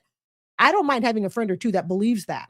That's fine, whatever. I'm not going to watch video after video after video of it. In fact, when it comes across my feed, because I'm over the age of 50 on YouTube, I will delete it, like, don't recommend this channel. I don't want to be surrounded by a bunch of negative Nancys and go, yep, you know what? I'm over 50. If I listen to Kevin Samuels, my dating years are done and over. But that's the same thing that can happen here. You can get young moms that are sitting here watching TikTok, and don't forget, if they get enough views, and that's what this is all posted for, is for views and pay. And I'm not disagreeing with that, but I want you to think about the mindset. Hey, you know what? And it's just like she said earlier, quote, lots of people around here have 6 kids. And I guarantee you, most of them probably around the age of 20 to 25. They can't afford them. I'd like to know how many of her friends are on welfare, food stamps, and not for temporary purposes, but long term. You see? So you live in this world of where everybody does this and it becomes socially acceptable. This is why you have to be careful about what you watch on TV. Even my channel, I'm going to come clean here, folks. Even my channel. Okay. It wouldn't surprise me if people have to go in and out of it a little bit, maybe even a lot. I deal with beggars. I deal with people who are constantly wanting something from someone. I deal with student loan debt. You could even say my channel has a lot of negativity in the topics that I discuss. I bring up, my student loan history, my bankruptcy history, my auto repossession history. I'm sure, and I'm not surprised if people have to take a break from it. Sometimes I got to take a break from it. And when I do, I play my compilations. But you have to be careful. And I've even said, I have a gal pal, Susan, on here, and I've even said to her girlfriend, if you need a break from what you're watching on my channel, take the break. And I've told my other gal pal, Jamie, the same thing. All right. And people have asked me, how do you do it? I work out at the gym a lot and eat, I don't know. And I eat jelly beans in between. But this is what we have to be careful of. And they're all making money off it. And that's the reason this is all being posted. So there's some hidden reward. Of course, TikTok isn't paying much anymore, but let's keep it for its simplicity. There is hidden reward in having all these kids and then going, hey, you know what? I'm going to make a TikTok video and it's going to go viral. And there's the reward. But whatever the social media reward and pay is, and we know it's crap unless you're getting millions and millions and millions of views regularly, okay? It's not worth putting yourself in this financial position to have a quarter of a classroom and then some kids that you cannot afford. Okay, half of the battle is done. We are on the way back home. I hate when y'all make the villains the wrong people in the situation. 26 with 6 kids was unprovoked, unsolicited, and unrequited information that the TikTok congregation did not ask for. We did not ask for that young lady to come on and give us the ghetto series of the monologues of the mismanagement of her since 14. We didn't tell her to show us her filthy home. We didn't ask her to show us her cleaning her dirty, holy drawers. We didn't ask for that. But y'all expect people who got information unsolicited to be gracious, to be fair, when they're just searching for the context of what you just provided them. If you're going to give me this information, I'm going to probe your life. Why were you 14 having these kids? Why are these men older than you? You do know you were a victim because that man was so much older than you when you're 14. Like, the way y'all make it seem like we invaded her life when she just bought this information, and she probably, because she has 6 kids, probably looking for a little side money, she's getting the attention she wanted. She getting the views. Hopefully she getting a little TikTok check. But don't make it our fault that she provided all this information and we are just analyzing the material we were given. This first video is about a nurse who has had her hair decorated in such a style that she is not able to go to work with it. So I take this hair out because they been sending me home. Why? They say I cannot go to work with my hair like this. You can't bring them. Well, you can get it redone. You just won $1,000. I seen you post a ticket on Facebook. Exactly right. So I can go and get my hair done how I want to get it done. But anyway, I just feel like I got a lawsuit. What you think? All right, let's go ahead and back this up so we can see her hair here. She's questioning if she has a lawsuit. Sometimes, you guys, I think there are people who intentionally go out to ruffle the social feathers looking for a lawsuit. Not saying that that was her intention, but she's a nurse. So she's been through school, she's been through training, she's had a chance to see how the profession works, the mannerisms, the dress style, and everything else dealing with that specific profession of nursing. And you're telling me that she thought, hey, you know what? I'm going to do my hair all up in layers with red peacock feathers at the top, and I think this is going to be great for my job. She argues that this has nothing to do with her capabilities on the job. That is true. It may not. However, the public's perception of her as an employee, that being the patients, the people who are directly involved with her, it may be distracting to them. In other words, if the focus is you and your hair, every time somebody from the outside comes in, oh, you're the lady on social media, let me see her hair. In other words, you become the talk of the office when that is not your job. I'm not saying that you shouldn't have individuality, but let's get serious here. There is professionalism for on the job, and then the way you want to look when you wish to dress up for Halloween in a costume. She's trying to ask if she has a lawsuit. I did not see anything at this time on it, but I will keep my ears, to the social media to see if she actually takes on one. But the problem is, I would imagine, as being a teacher, if I came like this to work, the whole freaking school would be talking about me. That's not the point of my being at work. If everybody's talking about what you're doing, and not in a good way either, but more of a sense of, this is disgusting, oh my God, how could you do this? It's okay to be individual. But when you are being paid by an employer on the clock to do something, then you should not be the talk of the town. She is the talk of the town. And we can all say, well, gee, it doesn't mean I can't do the job. That is true. But then we could go to any profession. And if you want to go and be a CEO in your jammies in front of all your employees, does that make you any less intelligent? Somebody could argue, no, it doesn't. So let's all go to work on our jammies, our flip-flops. Heck, being late to work doesn't mean you can't do the job. Calling out sick every week may not mean you can't do the job. You're being paid for a certain look and a certain professionalism. And to sit and go, well, do you think I got a lawsuit? It almost makes me think that that's the whole reason she did the hair in the first place. And the other thing to consider is any chump change you'd get in a lawsuit, was it really worth all the negative social media attention? Anyway, I just feel like I got a lawsuit. What you think? Next week. All right. This has been trending. And this is about a pastor who wants to see all of his congregants' tax returns because he feels they are shortchanging the tipping jar. I am asking that all church members bring a copy of your tax return so that I can review them. I'm going to put a stop to some of y'all playing in my face during tithe and offering on Sunday morning. A few moments later. Those of you who brought your tax returns as I requested, thank you for your obedience. For those of you who did not do as I asked, I will deal with you all immediately after service. So the good people brought their tax returns so the pastor and the other clergy members can look and see, all right, are you tithing 10%? I noticed they were the older people of the church, at least that were on video, that were putting their tax returns up for inspection. There ain't no way in God's green earth that you're going to get me to turn my taxes over to a church so I can prove that I am tithing the amount that the church feels I should be paying. 10% is a heck of a tithe. I would owe the church around $8,000 for 2026 if I'm supposed to tithe 10% of my gross income. I don't have $8,000 just to hand over to a church when I'm trying to, get ready for retiring in 10 years. I don't have it.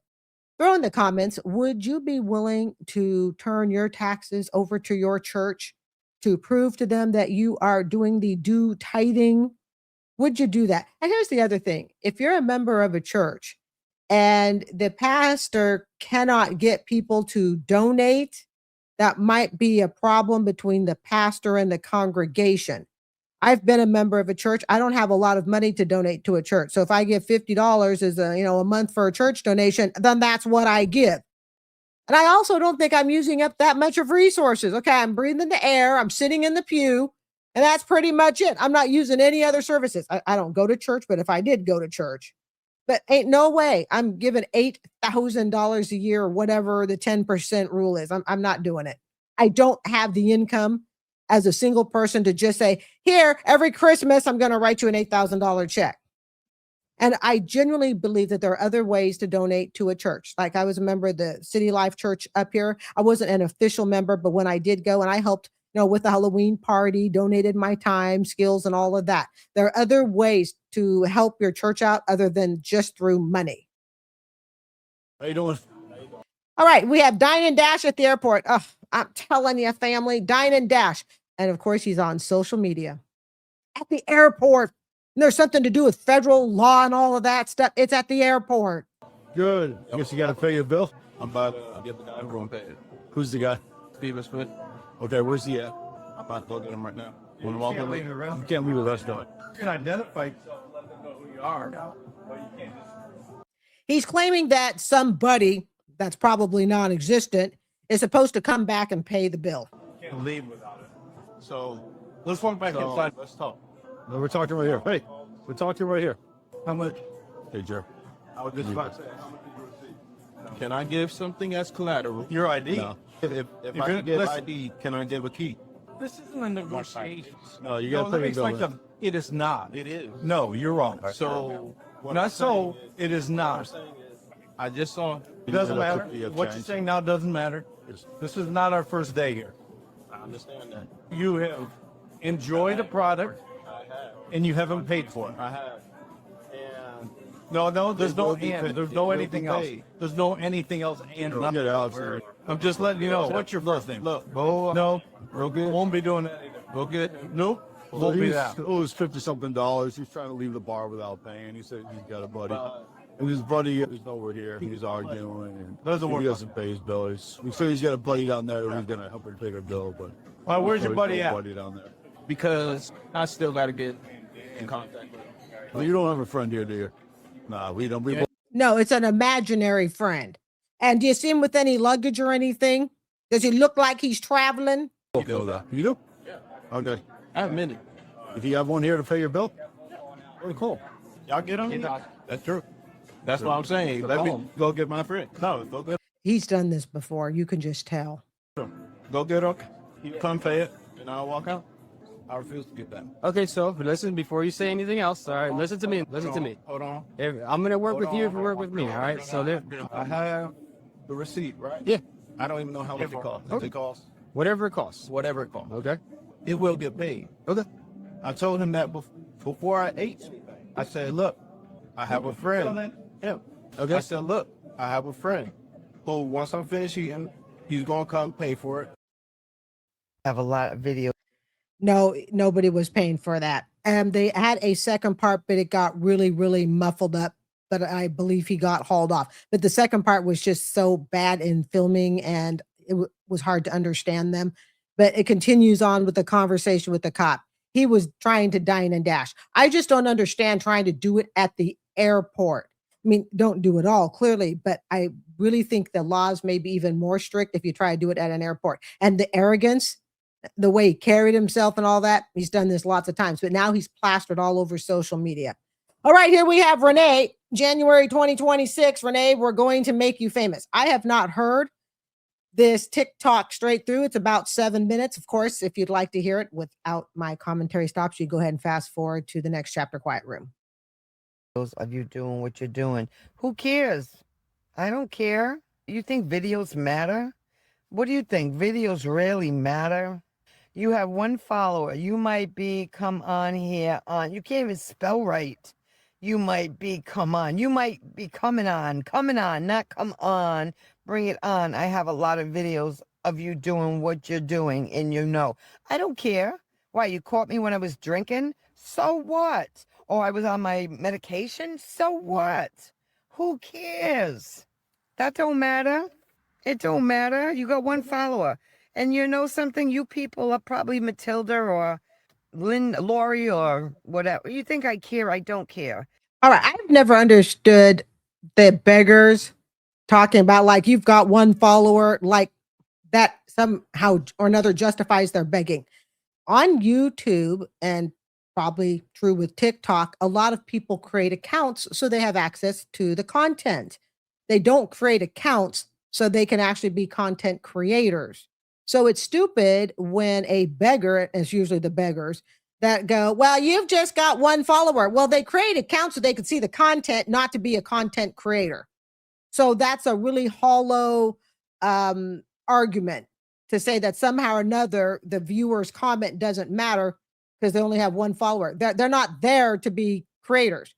Just like if I create an account, like I'm on TikTok, but I don't have very many followers because it's not TikTok where I hang out. You need to just go to the dumpster, put yourself in the dumpster, and go to the dump. Aren't beggars beautiful people? That's what you need to do. You need to stay out of my life. I don't do anything wrong. I don't have police reports. Hi, Charlie. Welcome in. So what you think you're doing is hurting me. It's not. It's just ridiculous. And it's 2026. Grow some balls. Come on. Come up in my box. Come up in my box. Talk to me. Come on. Hit that button and come up on my box. Let's go. Talk to me. Show me your face. I want to see your face. You see mine? See? We can see it. Your skin is really dry. You've probably spent most of your life smoking and drinking. See? Who cares? You think I care? I don't care two rats' butts about you. Yes, family, she does care. This is why she made the 7-minute video. If beggars really didn't care, then they would not respond to all the hate comments that they get. And don't get me wrong, I'm not saying leave hate comments. Matter of fact, I don't leave hate comments on their stuff. It's not like I go around typing in and we hate this. No, I don't do that. You know, I stay under the radar. I'm more of the observer. I observe and then comment on my own channel. Oh, whatever. Whatever. It don't matter. Let's see how many you got, Macy. Oh, you got 13 followers. Oh, wow. Again, few followers does not invalidate the comments that they make. Most of my YouTube audience, they're not creators. So it don't matter if they have 0 followers, it just makes no difference. You know something? Who cares? Okay. So now what, guys? Tell me, what now? What do we do? It seems they don't care. So you get some chapstick and then put on some lipstick and try to look a little more moisturized. I don't know how old Renee is, but I'm willing to bet you she's probably younger than she looks. Oh, they're still putting videos out. Do I have to do what I don't want to do? Do I do what I don't want to do, really? Why isn't Scam Slam in her account? Why did she come? Scam Slam, come on in my box. Come on, come on your other account and come on my box. Come on, Blondie, let's go. Come on, cruise ship, let's go. How come I'm not getting a request to come up on my box? Come on, let's go. I don't have all day. Nah. Oh, shucks. What a shame. Anyways, what I'm going to do the rest of the day is I'm going to all these 6,000 people and I'm deleting most of them so they won't be able to come up in here and they won't be able to do what they want to do. And I'm going to make it private once I do that. So No, she ain't going to make it private, because if she makes it private, then no one's going to discover her. And if they can't discover her, they can't get what? Begging donations. That's why whenever you hear these beggars go, oh, I'm going to kick everybody out and I'm going private. Well, clearly doing that doesn't work. And if they go private, TikTok will not push their videos out at all. So going private defeats the whole purpose of being a sorry beggar on TikTok, Renee. Oh, yeah, that's what I'm going to do. That's how I'm going to fix this account. Daniel, did you check it out? They're coming in here. They're coming in here again. Matilda and all that. Yeah, they're recording me. They said that Scam Slam, everybody knows about her. They said that everybody knows about her. And they said they know about me and my alcoholics. Wow. Wow, I'm an alcoholic. Yeah. Yep. What's the matter? Are they getting nervous? Am I hitting a nerve or something? I don't know. I got to take the trash out. The trash got to get out. There's other people on TikTok that needs to be harassed. Not me. Not me. I'm not doing anything wrong. People are bullying people so bad. It's not a fun place anymore. They're recording this. They're going to put it on YouTube. Like it's really exciting. But when I put the police reports out and the court records out and let them know who they are and how they're scamming people out of money, their subscriptions are making money. No, I didn't ask for money. That was last year when I had the hurricane. I haven't asked no one for no money since the hurricane. No, I don't ask for money. I don't ask no one. Everyone, hey guys, have I asked you for money? Debbie? Dry begging. Ash? Daniel? Everybody, have I asked you for money? I paid $600 to have my car fixed last week. I'm paying another $270 to do my others. I pay it for myself. I don't ask anybody. Yeah, I do. I don't deny that I asked for help last year. That was last November. Wait. Okay, Renee's making no sense. And she says she doesn't ask for money, and then she goes on to give you the list of bills that she pays. As we know, dry begging is basically asking for money without directly saying it, telling a side story or doing something like, I just don't know how I'm going to feed my kids tonight because I'm short $25 for chicken and rice. It's all dry beg. Come on. That was last year. You're harassing a 65 elderly person. She's 10 years older than I am. That's against the law. Oh, no. Oh, my God. She's I'm almost 59, 61, 64. She is 6 years older than I am, family. I figured she was in her 60s. She is 6 years older than me. Alcoholism is very hard on the skin. Stay away from it. Excessive amounts. And being a nice person helps too. It's a felony. Do you know that is a felony? What you're doing. If that was 2024. Oh yeah. If I was 20 and 30, you could get away with it. But you're harassing a senior citizen.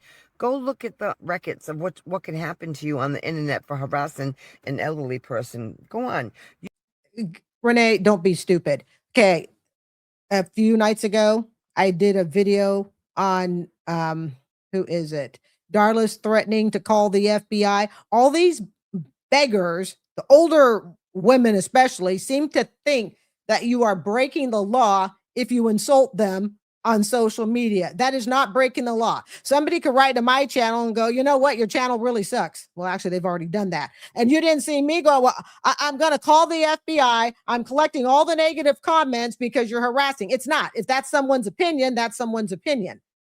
But a lot of these beggars confuse the line of what is opinion and what is actually a threat. And here's the kicker with threats. And I've watched enough TV, 60 Minutes and stuff to know this.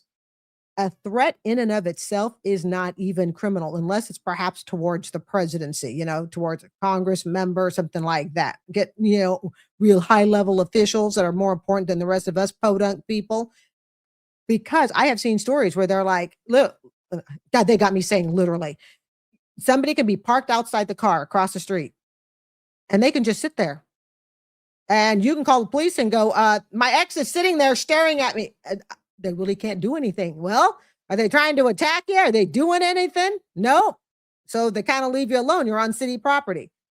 So if Darla and Renee here think that they're going to somehow or another get the attention of the FBI and local law enforcement because you wrote, I think you suck, and you're a liar, a beggar, and a scammer, well, they're going to learn the hard way. You can be charged with a felony. Not for expressing your opinion towards a social media personality you don't like. I didn't know that until this morning when the sheriff told me. Yep. So, what you're doing is totally unacceptable. Go mess with the people that are 20 and 30 and 40 years old. Leave me alone. I don't ask for nothing from nobody.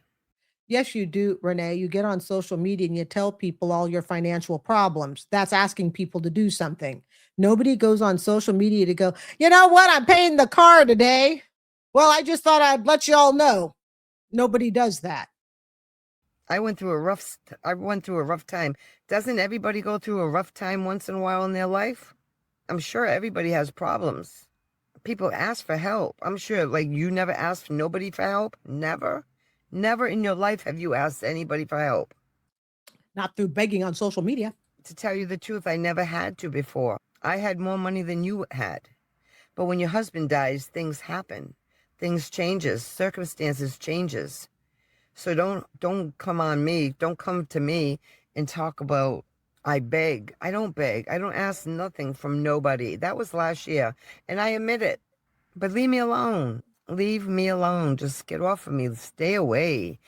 Then get the heck off of social media. Because I'm going to be blocking majority of the 6,000 people off my live, and you're not going to be able to come on the private live.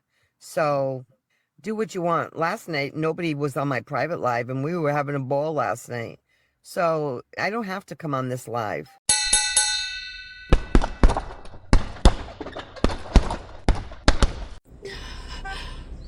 I'm so sorry.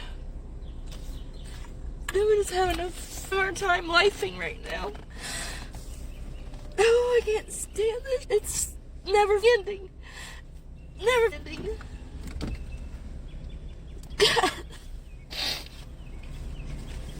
I'm sitting here trying to make money doing DoorDash and Uber.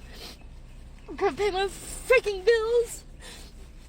And I'm behind on everything. I'm 56 years old and I don't get behind. I pay my freaking bills. And this past year has been so hard. And now I'm sitting here in McDonald's with a new car. And it's about 6 months old. I put quite a few thousand miles on it because of doing DoorDash and Uber. Because I can't get hired on anywhere. I've been everywhere looking for a job. And all the young people get me beat out on that, so I have to resort to doing something. So I work every day doing DoorDash and Uber and Amazon Flex in my car. Now it's broke down. It's running, but it says the AC off due to high temperature. This is the second time this has happened. And I just paid $300 and something for my insurance yesterday. I have to pay more of my rent today because I'm behind on that. I have my car payment on Friday. I don't make enough money doing this out here. I've been trying to sell my trailer for 6 months. I just lowered it from 3,000 to 2,000 today. I just have to get ahead. I gotta get out of this that I'm in. I've never been so unhappy. It's so miserable. I can't deal with these. I just can't deal right now. I don't like this.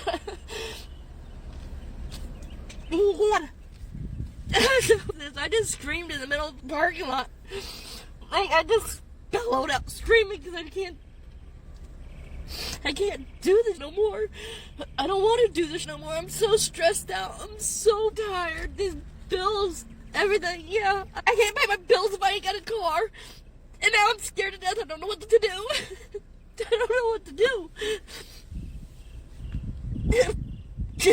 I'm on TikTok and cry my ass off like I really want to do that in front of everybody. But I just need a vent. I need a vent. I'm just... What do? Oh, the car's up.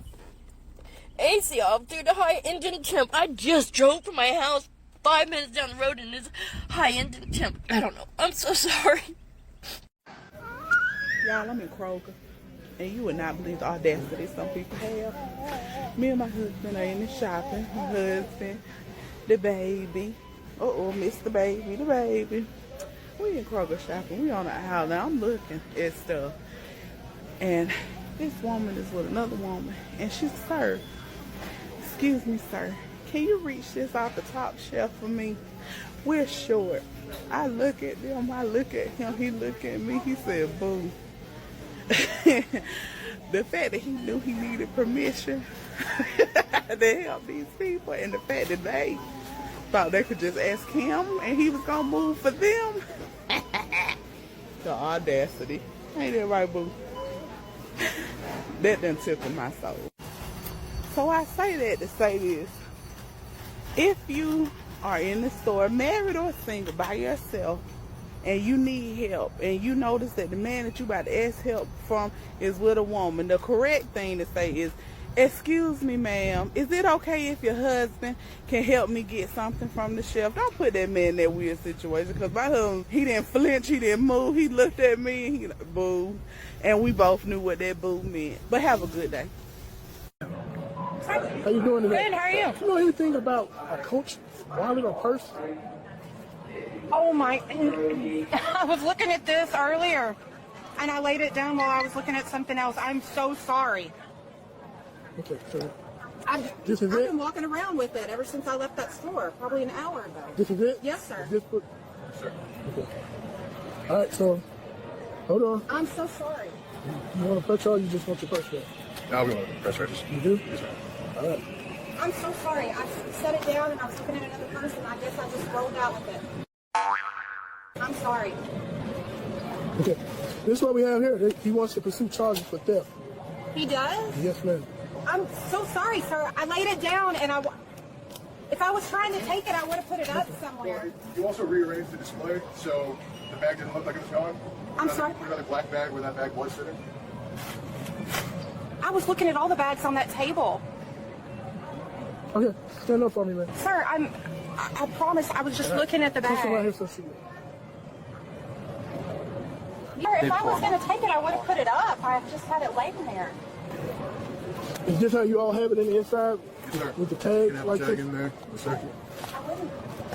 I got the footage pulled up for you guys. 3, you're under arrest for theft, man. All right, look, we're gonna make this as simple as possible, okay? Not trying to embarrass you. I'm so sorry. I said I'd have an update. I do. County didn't call me back.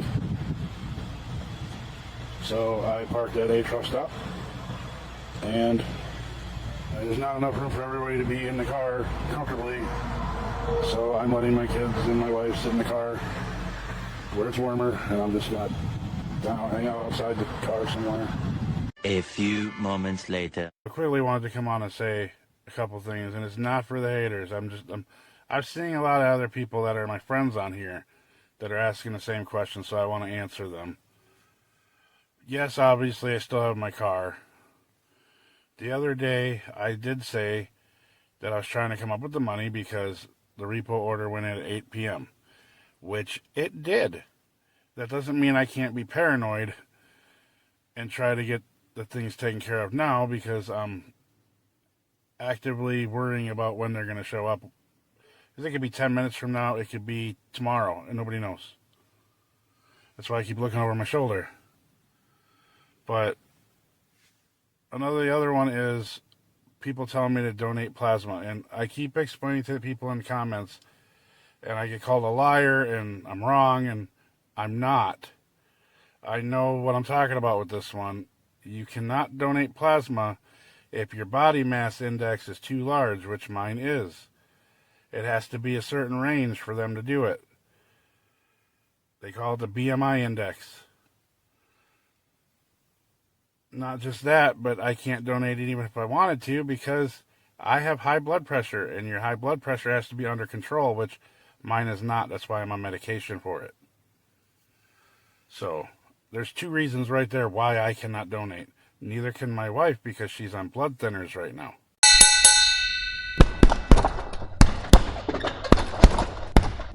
We listen and we don't judge. Yes, I have 7 kids, and I am currently pregnant right now with my 8th child. 7 baby daddies and another one. I got 8 baby daddies.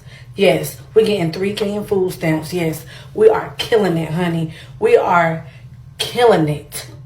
No, I'm not ashamed. I've been a mom since age 14. I got pregnant at age 14 with my first child. I've been doing this by myself and getting help from the government. Why not get help from the government? I'm a single parent. I'm a single mother out here raising these kids by myself. So yes, all of them on child support. So I'm getting all those child support checks, and I'm getting my 3K in food stamps. I have a food stamp plug that helps me. Yes, a food stamp plug that helps me get 3K a month. And he works in the office. So, yeah, don't judge me. That's it. We all go through things, just don't judge me. And an offering of everything you have on this freaking altar. As an apostle of this 21st century, I command you to bring your money here. You're commanded by God. If he has blessed you, if he's prospered you, you don't understand. You're prospering because of somebody else's prayers. You're prospering because somebody is praying for your butt, your stingy butt. The people who betray, they get offended at me. When the Bible says get offended at nobody. So who you think really wrong, them or me?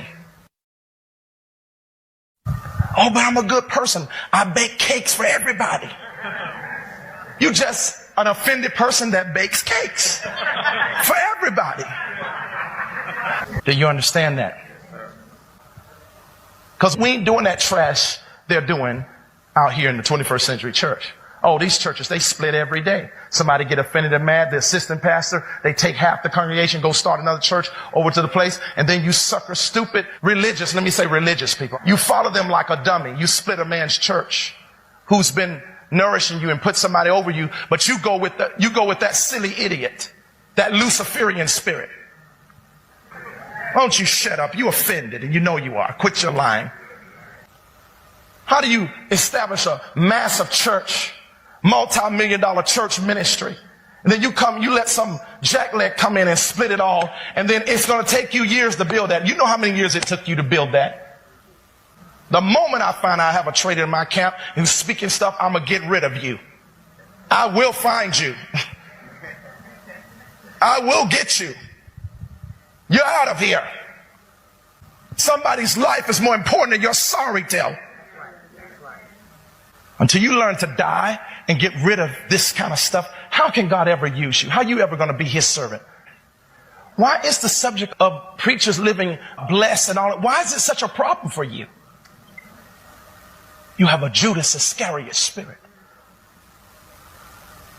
You're judging the finances. And I can't believe, because I've worked in ministry for 30 years, we have the hardest job that anybody have on this earth. People don't understand it. They just think, oh, you're just someone who speaks and talks. Do you understand what it costs to do the gospel? You don't even understand. Oh, you're living off poor people, getting free donations. Sucker, nothing is free here. We work long hours, longer than you work. But they want to say, you're taking poor people's money. No, we're not. We are giving spiritual things, and they are reciprocating. Just like when you go on a job and you give your time and they pay your butt. You better get out of here.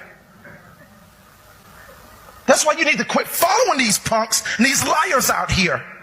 They don't know the word of God. They don't know anything. They're arrogant, and they try to treat God's kingdom like it's nothing. We should be the most wealthiest multi-billion, trillion-dollar empire on the earth. What the freak wrong with you? But you want your business to prosper. You want your business to become a multi-million-dollar business. But when Christ's kingdom, or God's business become blessed, you got a problem with that. It's demonic to listen to this generation about preachers and not giving them money when they're the ones on the altar praying for your butt every day. It's a job. It's a spiritual job, and it's God's business, and it's deserving of restitution or reciprocity or receiving something for. Yes, sir. It's demonic. It's a demonic assault. Stop believing these devils out here in the world who are teaching false doctrine against the kingdom. Christ said, give to his servants. They have no honor for what we do. You want to know why? Because they are not spiritual. They are carnal minded. But I bet you if they bring their butt, that's where I'm talking to you out there who got this attitude. I bet you if you bring your butt in this temple and try to be a preacher, you probably blow your brains out the first week. You should be grateful and thankful that we're put in the earth as God's salt to pray for you every day when you can't do it for yourself. And you should bring your tithes and offerings into this storehouse, that there may be meat in my Father's house.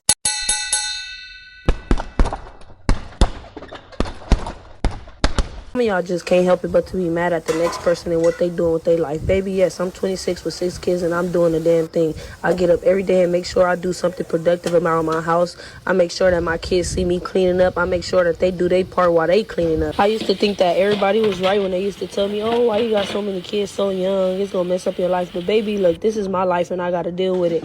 I ain't mad at the life that I chose. I chose it and I'm gonna do what I gotta do to provide for my kids the best way I can. And please don't get into me washing my my mop in the sink. This is how I do it. This is how I seen my people do it back in the day. And yes, I used to have a mop bucket. The kids broke it, and that's just, I gotta do what I gotta do. Let's go and get my babies from school. Let's go. A few moments later. Hello, I just want to address something. I see that there's a creator who's made 23 videos about me, my story, and my life. I've never got on this app and asked anybody for anything. I'm just here to post my content. And all I ask from you guys is to like my content and share my videos. That's it. I don't know why people see 6 kids as a lot. There's a lot of people out here with multiple kids. I have 6 kids because as a child, I was never loved. I'm trying to give my kids the love I never had. I needed my kids, if that makes sense. I needed them. I was 14 years old searching for love, and my first baby daddy, he was that for me. My kids are loved. They're happy. They're fed. I play activities with them. I make sure that they see that mom's trying. I'm trying. And I'll never give up on my kids. Never. Tonight I'm just cooking some meatballs. Okay, now I'm fixing their plates.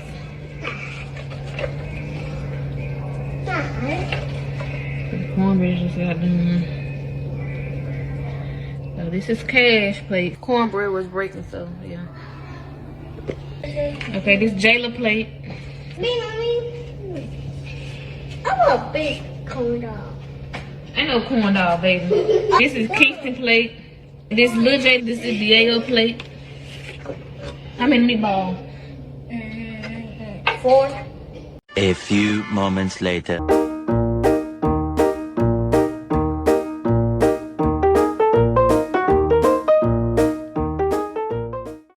I am a pregnant mother of 6.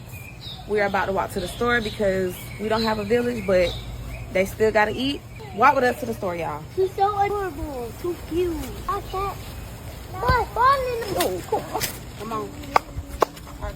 We're about halfway there, and I'm already tired. The cake now. Huh? Found one for $3.80. I'm gonna get that one for $10. I'm gonna get some leg quarters. I'm gonna get a family pack of chicken drumsticks for $4.16. Check. Bobby, I was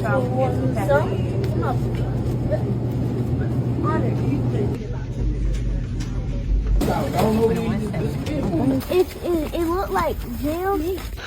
Okay, half of the battle is done. We are on the way back home.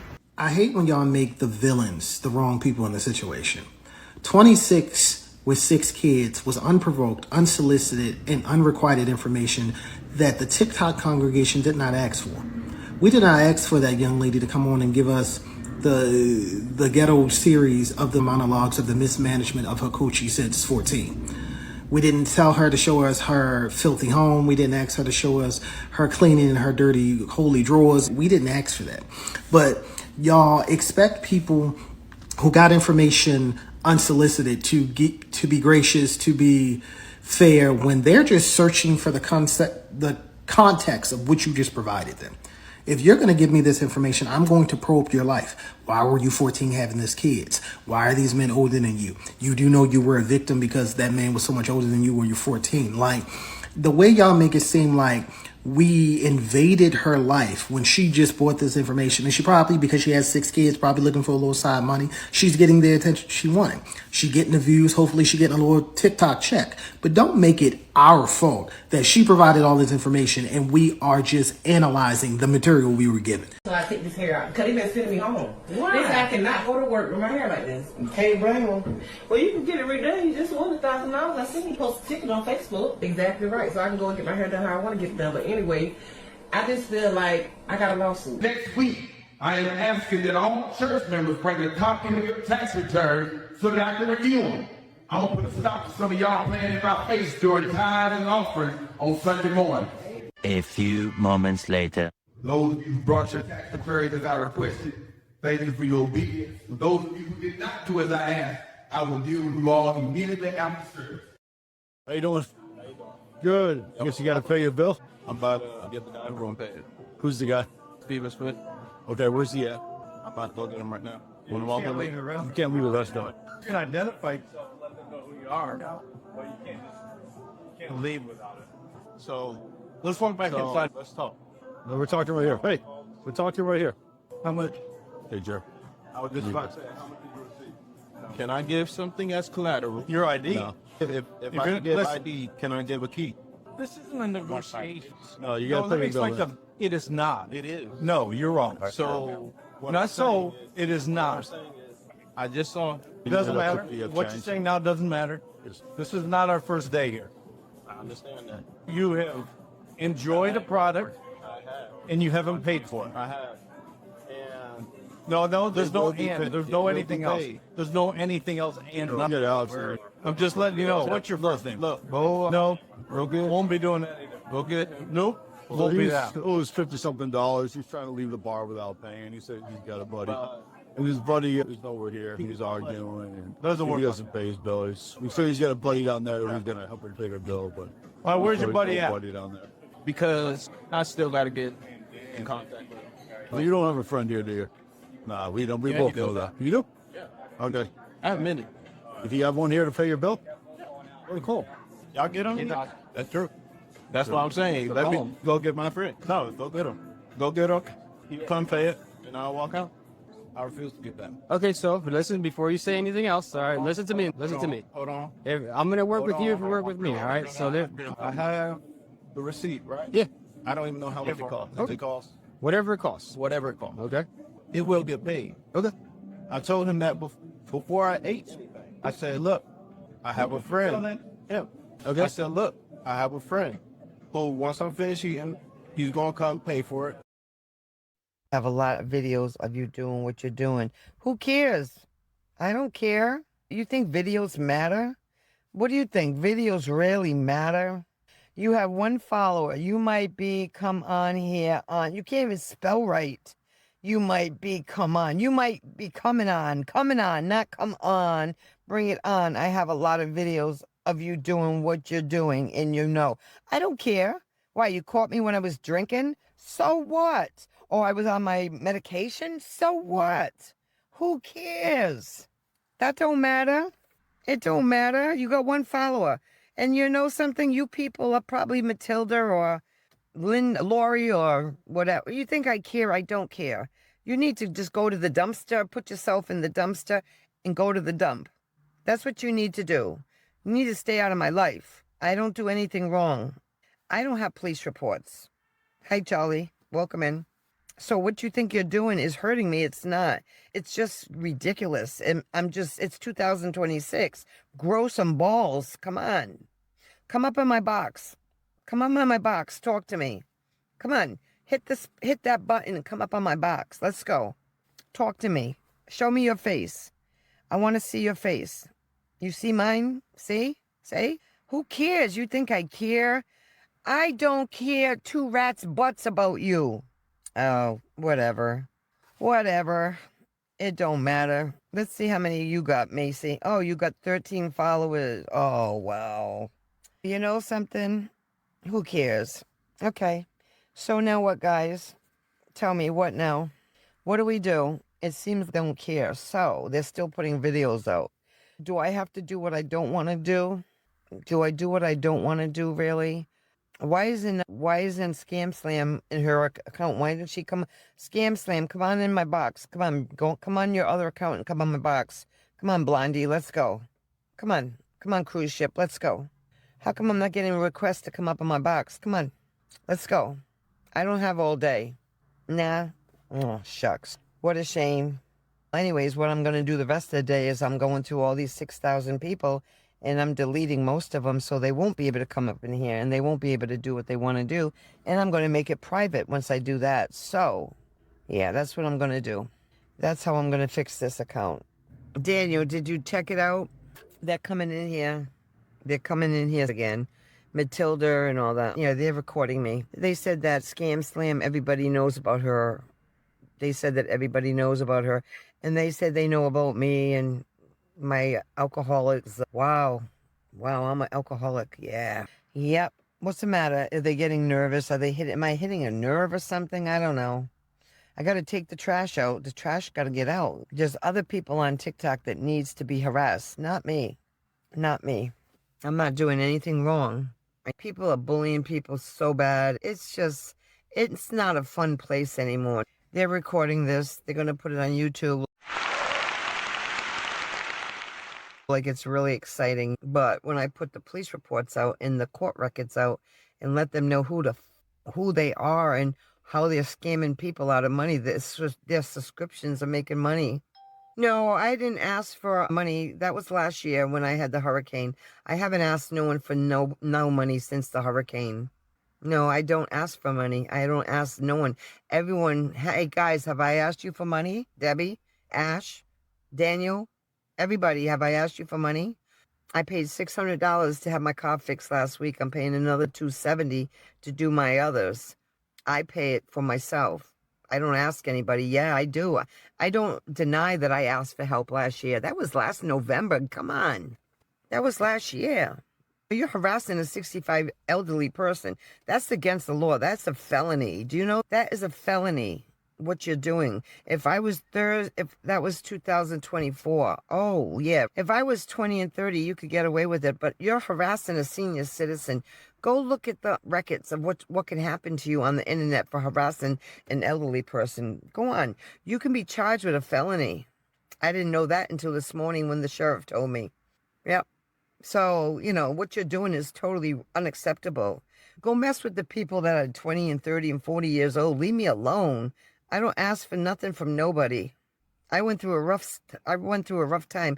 Doesn't everybody go through a rough time once in a while in their life? I'm sure everybody has problems.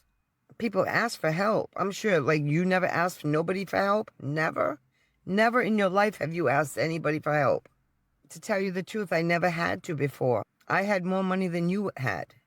But when your husband dies, things happen. Things changes. Circumstances changes. So don't come on me. Don't come to me and talk about, I beg. I don't beg. I don't ask nothing from nobody. That was last year. And I admit it. But leave me alone. Leave me alone. Just get off of me. Stay away. Because I'm going to be blocking majority of the 6,000 people off my live, and you're not going to be able to come on the private live. So do what you want. Last night, nobody was on my private live, and we were having a ball last night. So I don't have to come on this live.